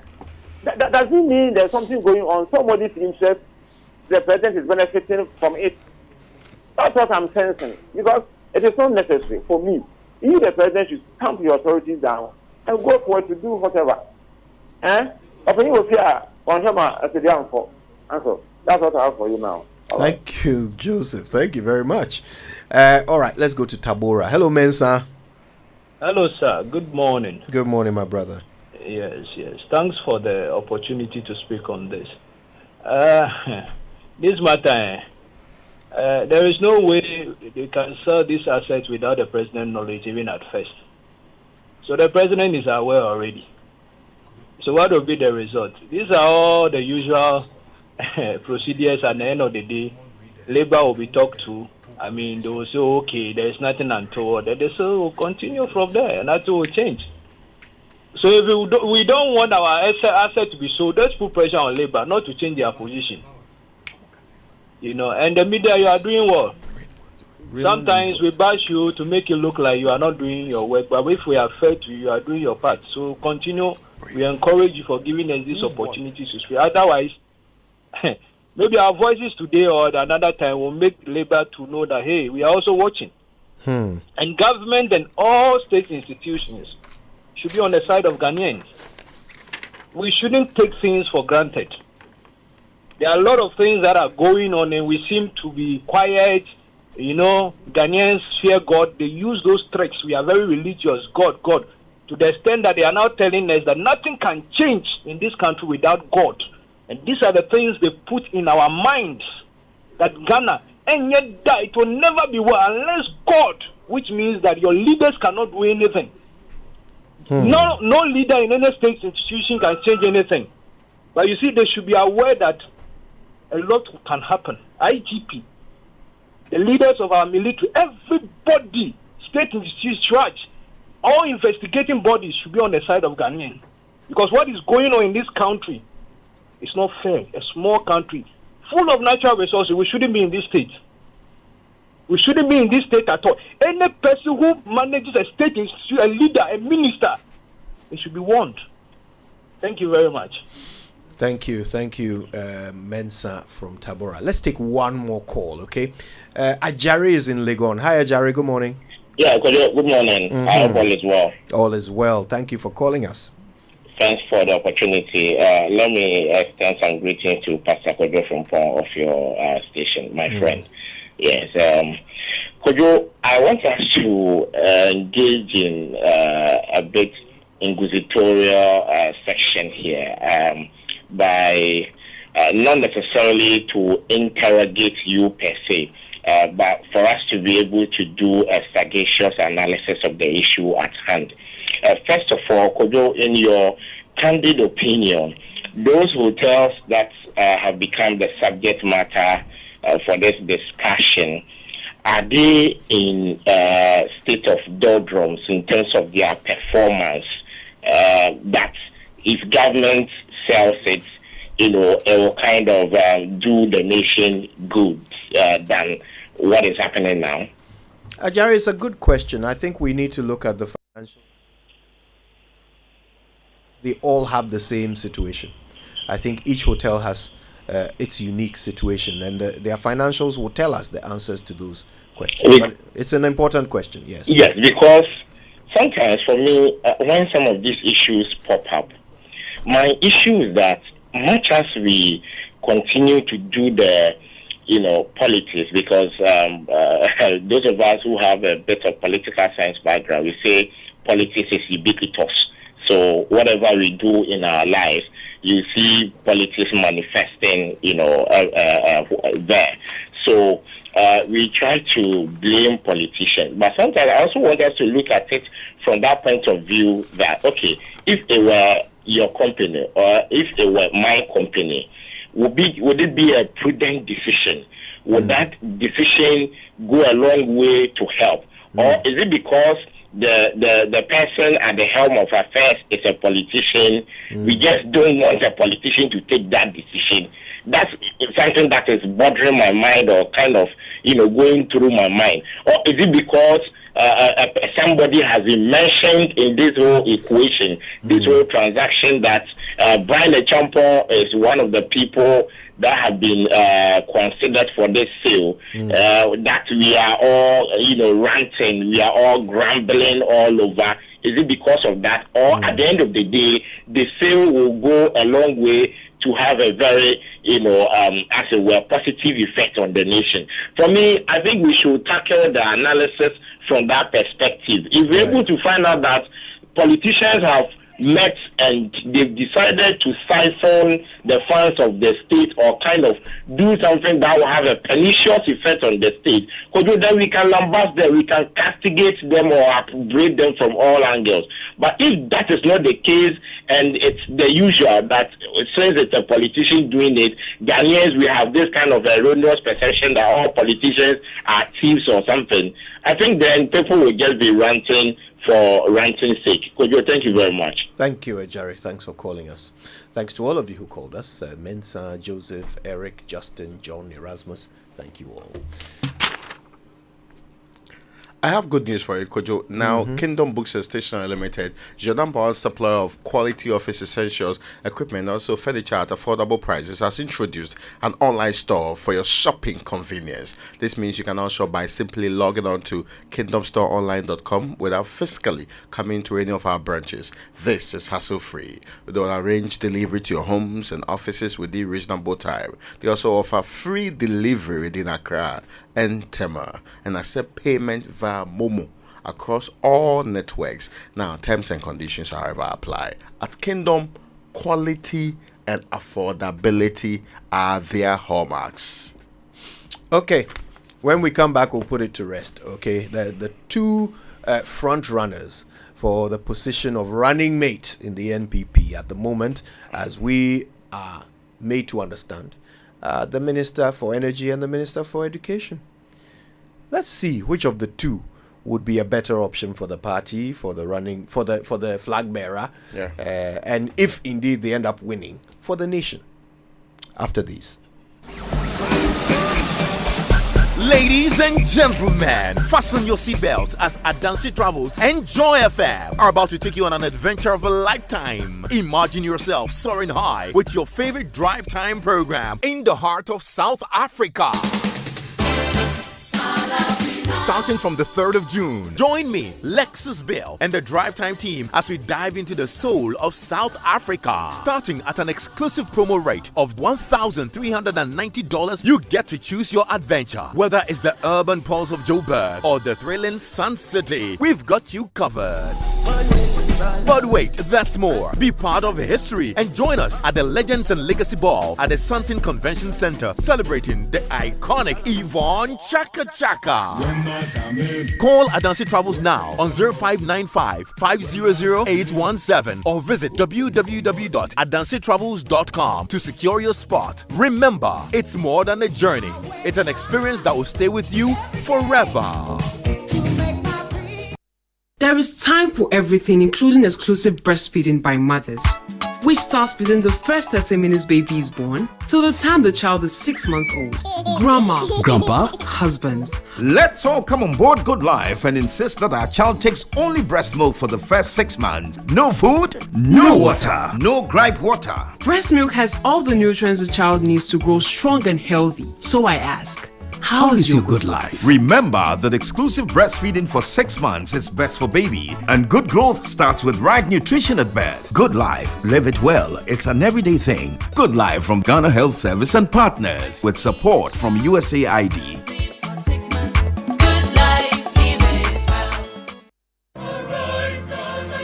Hello, Ghana. Are you tired of the same old political rhetoric? Do you believe it is time for a change that truly represents the voices of our youth, women, and children? I present to you Nana Kwame Bediako. He is a visionary leader with a passion for making our country better through innovative industrial revolution. Together, we can change the political narrative and create a government that truly represents the interest of all citizens. Join this journey to build a better and inclusive future for all by contributing to our Save Ghana Fund campaign. Your support, no matter the amount, is not just a donation. It is an investment in the shared desire for a more prosperous, equitable, and better nation. To donate, visit www.nkb.com.gh or dial *887 *2024 #. Thank you for your support. Everyone is running to Bills. Enjoy the peace of mind that comes with acquiring any of our loan facilities. For whoever you are and whatever you're doing, Bills has a product for you. No susu, no deposits. All you need is your Ghana card. Call 0302-200-390 or 0596-928-33 today and live a bill-free life. Bills Microcredit is licensed by the Bank of Ghana. Bills, financing your needs. Terms and conditions apply. It's the most action-packed breakfast show in town. The hottest music, the best giveaways, the great interviews, and all the laughter and fun you can imagine. Don't miss the Super Morning Show on Joy 99.7 FM. It's the best breakfast show in town.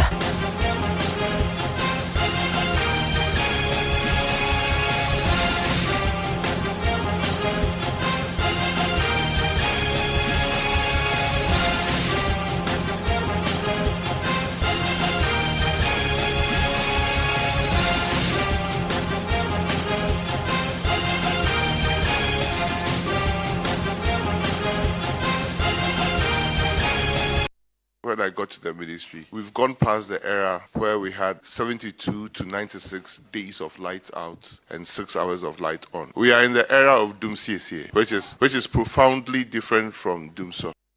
From kindergarten all the way through primary schools, innovation is happening. We are changing the face of public education once and for all by the facilities that have been provided and even the way they dress. See the children dress up starting from primary 6 all the way to high school, and you begin to see that this country is on the transformation track.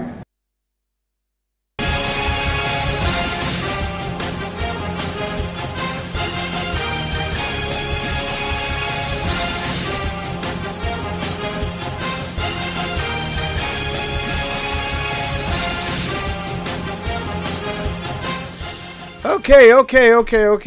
So the two front runners for running mate in the MPP, Dr. Matthew Opoku Prempeh, who's the Energy Minister, and Dr. Yao Educhum, who's the Education Minister. These two names have kind of risen to the top, right? And if this is the choice that the current vice president and flag bearer of the NPP is faced with, which one will suit him better? We'll do some very quick analysis of the strengths and weaknesses of each of these two, and then we'll hear from you as well, the callers, on which one seems to be the better option. But I'll tell you right now, with 548 votes in, Dr. Yao Osei Educhum is leading with 62%, and Dr. Matthew Opoku Prempeh has 38%. So 62% of you believe that Dr. Educhum will be the better running mate for Dr. Bawumia, and 38% of you believe that it will be Dr. Opoku Prempeh. Let's do some, if you like, pros and cons, right? Yeah. Shall we do the pros of both and then the cons of both? Okay, yes. Okay. Let's start with Dr. Matthew Opoku Prempeh. Okay. He appears to have a lot more political experience compared to Dr. Osei Educhum.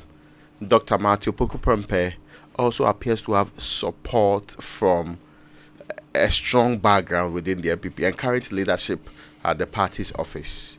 That's without doubt. Napo has also established himself among a certain grouping that they will be willing to go all out for him. And he has made sure that he has established a very strong hold of the Ashanti region, including some of the people that are strongly backing him have actually been people he basically made members of parliament anyway in other areas. So politically, he seems to be a bigger, stronger force within the New Patriotic Party. In fact, some believe that his name rising to the top is just because of these kind of arrangements that he has been working towards for a period of time and has been building upon it. If you also look at which of the electoral fortunes, you remember in the run-up to the NPP's primaries, presidential primaries, Napo had the highest number of votes for Dr. Mahmoud Bawumia in the entire Ashanti region. And we look to Ashanti region because the numbers ought to tell you a story. It wasn't as if it's the support you are pulling from there. And it is Napo's people that are the biggest supporters of an Asante must necessarily be your running mate. For the same reason that he would be, hopefully, eventually, leading up the scale. When it comes to also other governance experience, Napo has been to 3 ministries in substantive ministerial positions, from education, where Educhum was his deputy, and also now to energy. And we know that free SHS started with Napo implemented it. We know also that until the last year or two's difficulties, Napo as energy minister basically held on to the fort strongly. One of the biggest signs of an economic crisis is an energy crisis. And so many people were impressed with the fact that we had a serious economic crisis on our hand, and all of the difficulties we had were still our power at the time. And I'm saying it's still hard. I'm using hard. Yeah, because we know of the most recent difficulties that we've had in the energy sector too. So when it comes to strengths, these are largely the one. And Napo appears to be the preferred candidate of the hawks in the NPP. Every party has hawks and doves. So the hawks are the hot-headed people, people who believe in brute force, the people who believe in a bit of the rough politics. And they predominantly will prefer Matthew Opoku Prempeh as the... And there's also this argument that if you have a soft person as presidential candidate, it should balance that scale with somebody who's a bit hotter in the very person of the running mate. And it appears that Matthew Opoku Prempeh fits that particular criteria for determining who gets into that. So if you ask me, those are the ones for Matthew Opoku Prempeh. I'll add one more. Yes. I think Dr. Opoku Prempeh has a certain support from Menchia, because he's a member of that family. Right? Real or perceived? Indeed. Well, there is a perceived support. I think that is a correct way of saying it. It's perceived support from Menchia. And that means a lot to anybody who wants to cement the support of the Asante region. The idea is that, I mean, the Asantes are so behind their king that if they perceive someone to be the choice of their king, then that person becomes their choice too. So there's a certain strength in that. I do not want to distinguish Amai from Abrimpong in this one, but you proceed. Okay. Yes. Dr. Educhum. Yes. Dr. Educhum, see, is a fine gentleman in and out. He's the kind of person that even if he disagrees with you, his ultimate trump card is reasoning. So, one side, Dr. Aduchum appears to be the politician with a vision. So, if you have 5 minutes with Aduchum, he's talking STEM, he's talking progressive things about education, and whichever sector he finds himself. Yes. So, many see him as one of those forward-looking politicians you want in our politics. Sometimes you even doubt whether or not he's a true politician by his approach and some of the things he does in office. Of course, I mean, he was deputy to Napo, and he's not substantive. There are a few people in our politics who admit that there's something wrong with the sector they are leading, and that I'm trying to fix it. I'm trying to do this and that to fix it. He does that easily. He does not have any difficulties at all admitting that this sector is a problem. And Dr. Aduchum appeals to a certain educated middle class who are fed up with typical politicians, the one I just described previously, who believe that technocrats are also qualified to be politicians. Again, Aduchum comes with a certain track record in history where he has built schools, where he is building schools in his hometown. He appears to be that kind of a person who would not put politics first and would necessarily represent the interest of the masses. Appears to be is the word I used in there. On the other side, still on Aduchum's positives, Aduchum doesn't have as many scandals on his hands, let's be fair. Aduchum also, and many people who have interacted with him will say, doesn't appear arrogant. Not at all. Yes. His outlook, his engagements. I am yet to hear anybody make that representation of Dr. Osei Aduchum. He doesn't appear arrogant at all. He appears to be one who is down to earth and engages more than being dismissive. And Aduchum is also not having a record of terrible speaking. So, if you have seen speeches, right, you are less likely to have a problem with Aduchum's speech when he's done that over a period of time.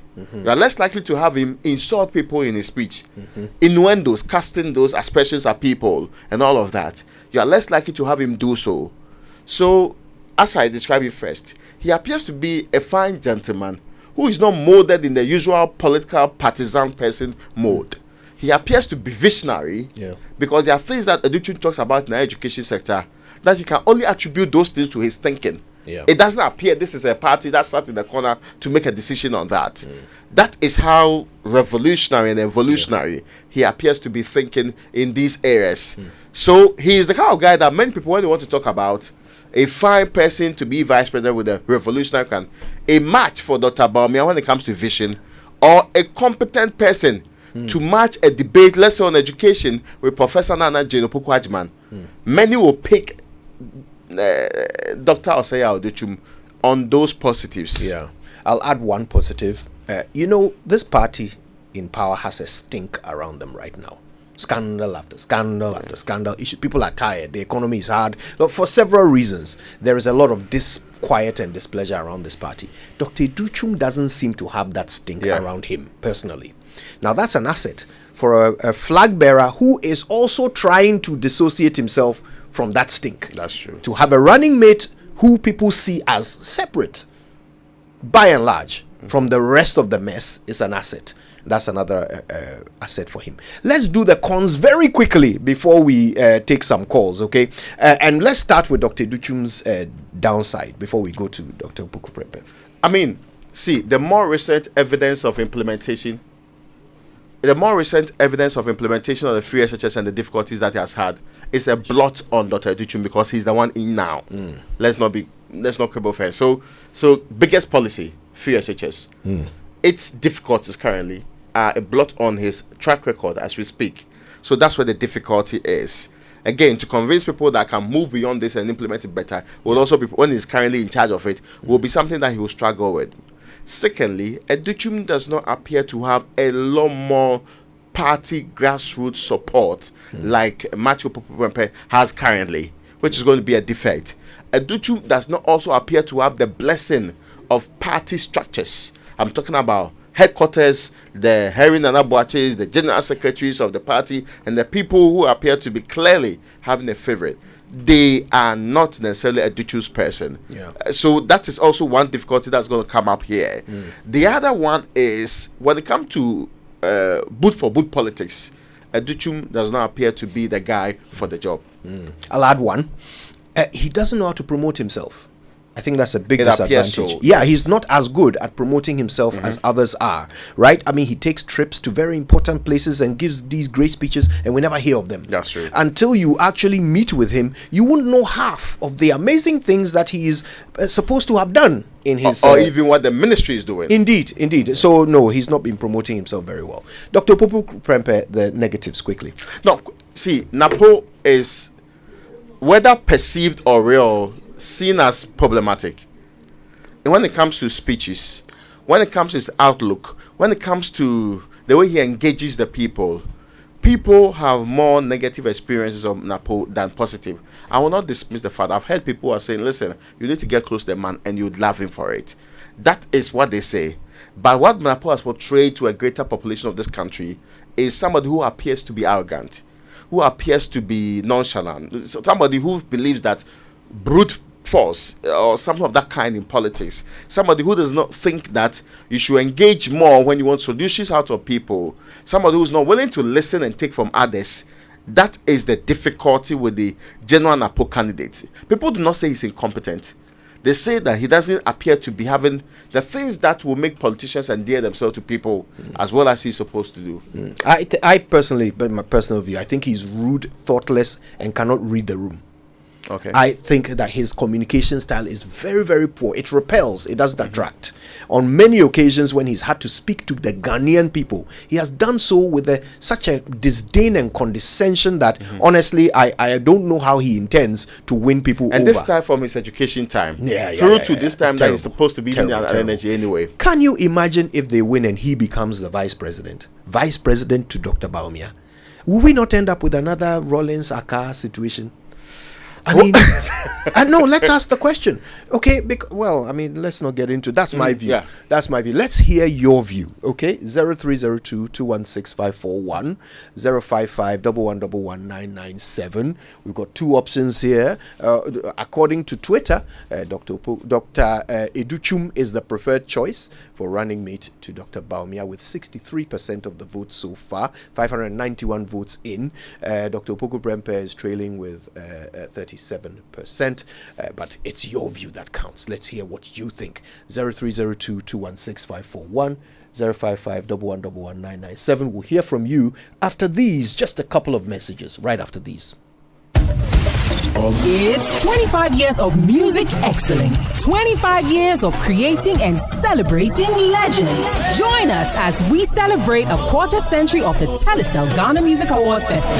Saturday, 1st June at the Grand Arena from 7 p.m. It's the ultimate night of music, fashion, and unforgettable performances. Performing live, Stoneboy, Kwame Eugene, King Promise, Mr. Drew, Nasir, Amarado, King Paluta, Afia Amare, Team Eternity, and many more. Limited tickets available for 500 CDs premium and 700 CDs VIP. For VVIP seats, call 050-1288-520. The 25th Telecel Ghana Music Awards is powered by Charterhouse with support from TV3, Guinness, Captain Morgan, Close Up, British Council, Joy FM, and sponsored by Telecel, connecting energies. GH Ghana, are you ready for the biggest football night? The Hits FM Rep Your Jersey 2024. The clock is ticking towards the UEFA Champions League finale. The heat is on. The Spaniards, Real Madrid clash with the Germans, Borussia Dortmund for the UEFA trophy. Which team are you rooting for, or are you against for shaggy reasons? Wear your favorite UEFA club jersey and join us at the Viation Social Center on Saturday, 1st June 2024 for the 13th edition of the Hits FM Rep Your Jersey from 10 a.m. till you drop. Come compete in the close fun, entertainment, and other activities. We got sports quiz, five-a-side soccer, e-game contest, and many more with amazing prizes to be won. Be there to watch the climax of football's greatest story. Hala Madrid versus the Black and Yellow in grand style on a giant screen. Follow us on our social media platforms. Hashtag Hits Rep Your Jersey 24. The Hits FM Rep Your Jersey is supported by Joy Sports and Joy Prime TV and sponsored by Soccer Bet. Your best bet for sports betting. Shelters lozenges. Think natural. Think Sink Shelters, Heineken, Share the Passion, National Petroleum Authority, Jamar Detergent, your partner for clean clothes, Synthes Tanks, Air Strong, Air Tough, Peugeot from Silver Star Auto, Franco Trading Enterprise, Still Phone Papa Power Fie, Citizen Sports Mall, Ice Drop Drinking Water. Stay healthy, stay hydrated.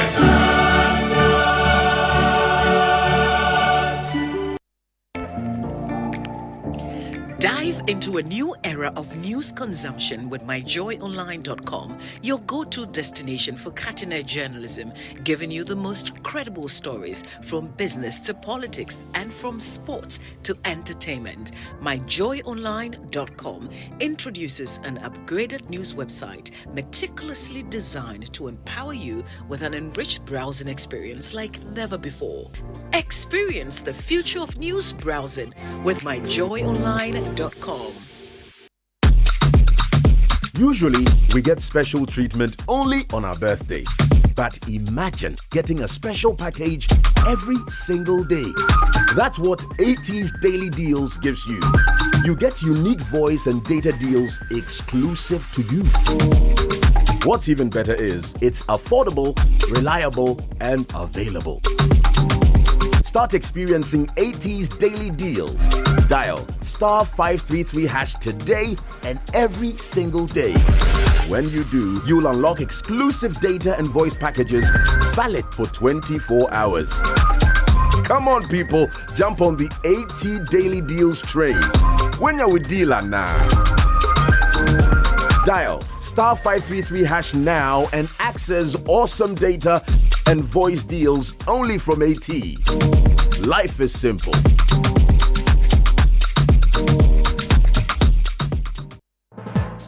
From the producers of The Gods Are Not to Blame comes another theatrical marvel. A deformity is a deformity. In honor of Professor Martin Owusu, dive deep into the heart of Ghanaian theater as Image Bureau, in partnership with April Communications and the National Theater, presents The Legend of Akusika. That orphan who killed her mother and destroyed her own father. Live at the National Theater on June 1st, 2nd, 8th, and 9th at 4 p.m. and 8 p.m. each day. Tickets selling now at 200 cities only at imagebureaugh.com or dial *714 *11 *21#. The Legend of Akusika, supported by the Ghana Tourism Authority, Knee Plans Car Rentals, MGL Logistics, IPMC, Joy FM, and proudly brought to you by Stanbic Bank, Telecel, and the National Lottery Authority. The Legend of Akusika.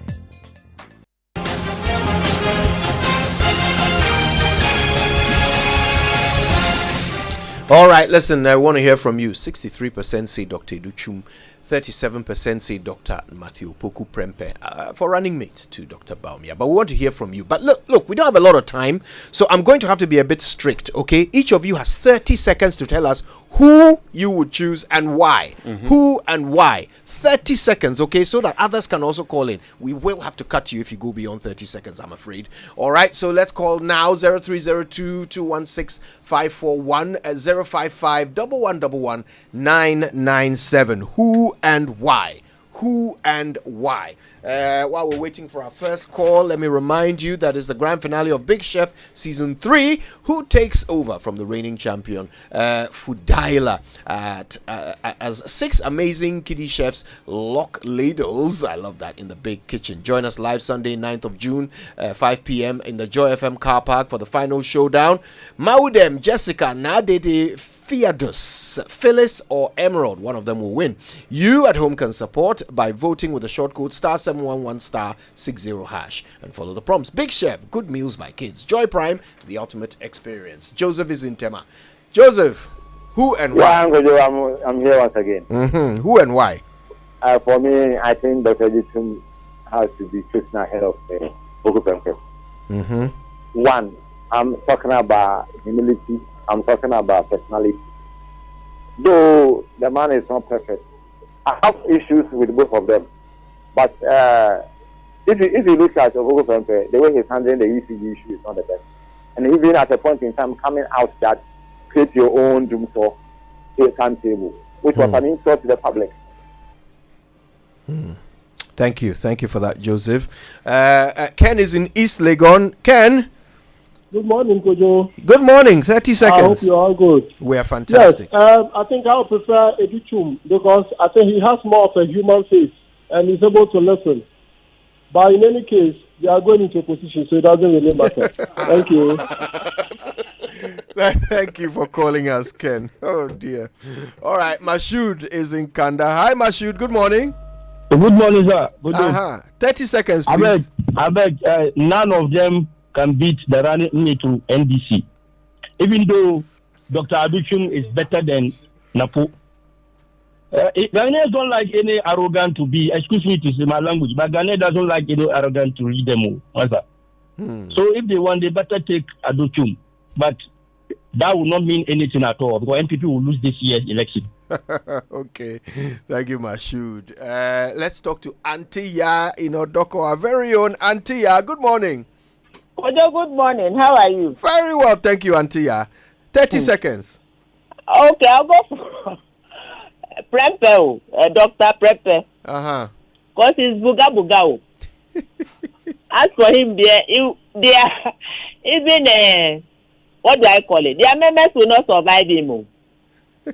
Hey, it will be doomsday for the party. Auntie, you are coming to laugh at somebody. that was the very funny Auntie there. Mauli is in Ejisu. Hi, Mauli. Good morning. Good morning, Gojo. How? Small. Charlie, 30 seconds. I think the Minister for Education will do because Napo he speaks strategies too much. Is that so? Yes. Okay. All right. Thank you, Mauli from Ejisu. Ken is in Akwete, man. Hi, Ken. Good morning. Hi, Kojo. Kojo, good morning. Good morning to you, my boss. Oh, my one and only one listener every day. Kojo, you make my day every day. You make my day since 1995. Wow. You have 10 seconds left too. My boss. None of them suit this nation. Don't want them anymore. Wow. All right, thank you, Ken. So, which of the two? Keita is in Peduase. Keita, good morning. Good morning. Which of the two? I think Dr. Yao Ose Aduchum is head and shoulders above Napo. In terms of humility, in terms of personality, and even vision and innovation. You can look at what he has done within the educational sector. So it tells you, whilst Dr. Yao Ose Aduchum is an embodiment of innovation and vision within the educational sector, you have somebody like Napo who has failed to even manage what he has that stable supply of power from the people he took over from. Your time, I'm afraid, is up. But thank you for sharing your thoughts. Let's talk to Emmanuel in Akropong. Hi, Emmanuel. Good morning. Good morning, boss. How are things? We're managing, my boss. We thank God. 30 seconds. Yes, after third counting. I will go for Dr. Opoku Prompe. I'm going for him because I think he can do the work and do it well. We are getting into an era that we need people with this buga force to put things through. So I think he can do it. All right. Thank you for sharing, Emmanuel. Daniel is in Ablakwa. Hi, Daniel. Good morning. Good morning, sir. Master Kudu. Yes, sir. How are you, sir? We are managing, my boss. So, you 30 seconds. Fantastic job. We thank God. 30 seconds. Yeah, I want to let you know that Ablakwa, we don't have light. For 3 or 4 days now, we are in darkness. So please do the job for us. I'm trying to tell you that the 2 of the running mates for MPP, they are not qualified. They should be run out. Bye-bye.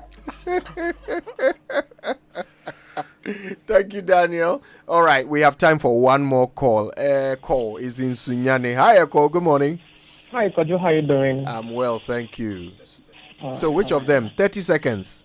I'm going in for my Sofuku Prempe. And do you know something? Napo, comparing it to Dr. Duchum. Dr. Duchum is a very timid person, you know.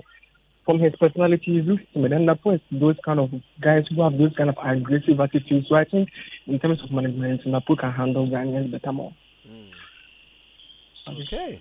All right. Well, thank you very much for sharing your thoughts. And it would seem that out of the 10 callers, 2 have endorsed Napo, and the rest say it's Dr. Yao Iduchum. That's an interesting outcome. It seems to reflect what we have on Twitter, where at the end of our poll, Dr. Yao Iduchum is leading with 63% to the 37% from Dr. Matthew Opoku Prempeh. 619 votes were counted on that one. Listen, thank you all so much for listening to our show, for joining us on it. It's been interesting, hasn't it, Ray? It's been exciting. My only issue is that when your opponent likes somebody else, sometimes it might be problematic. But generally,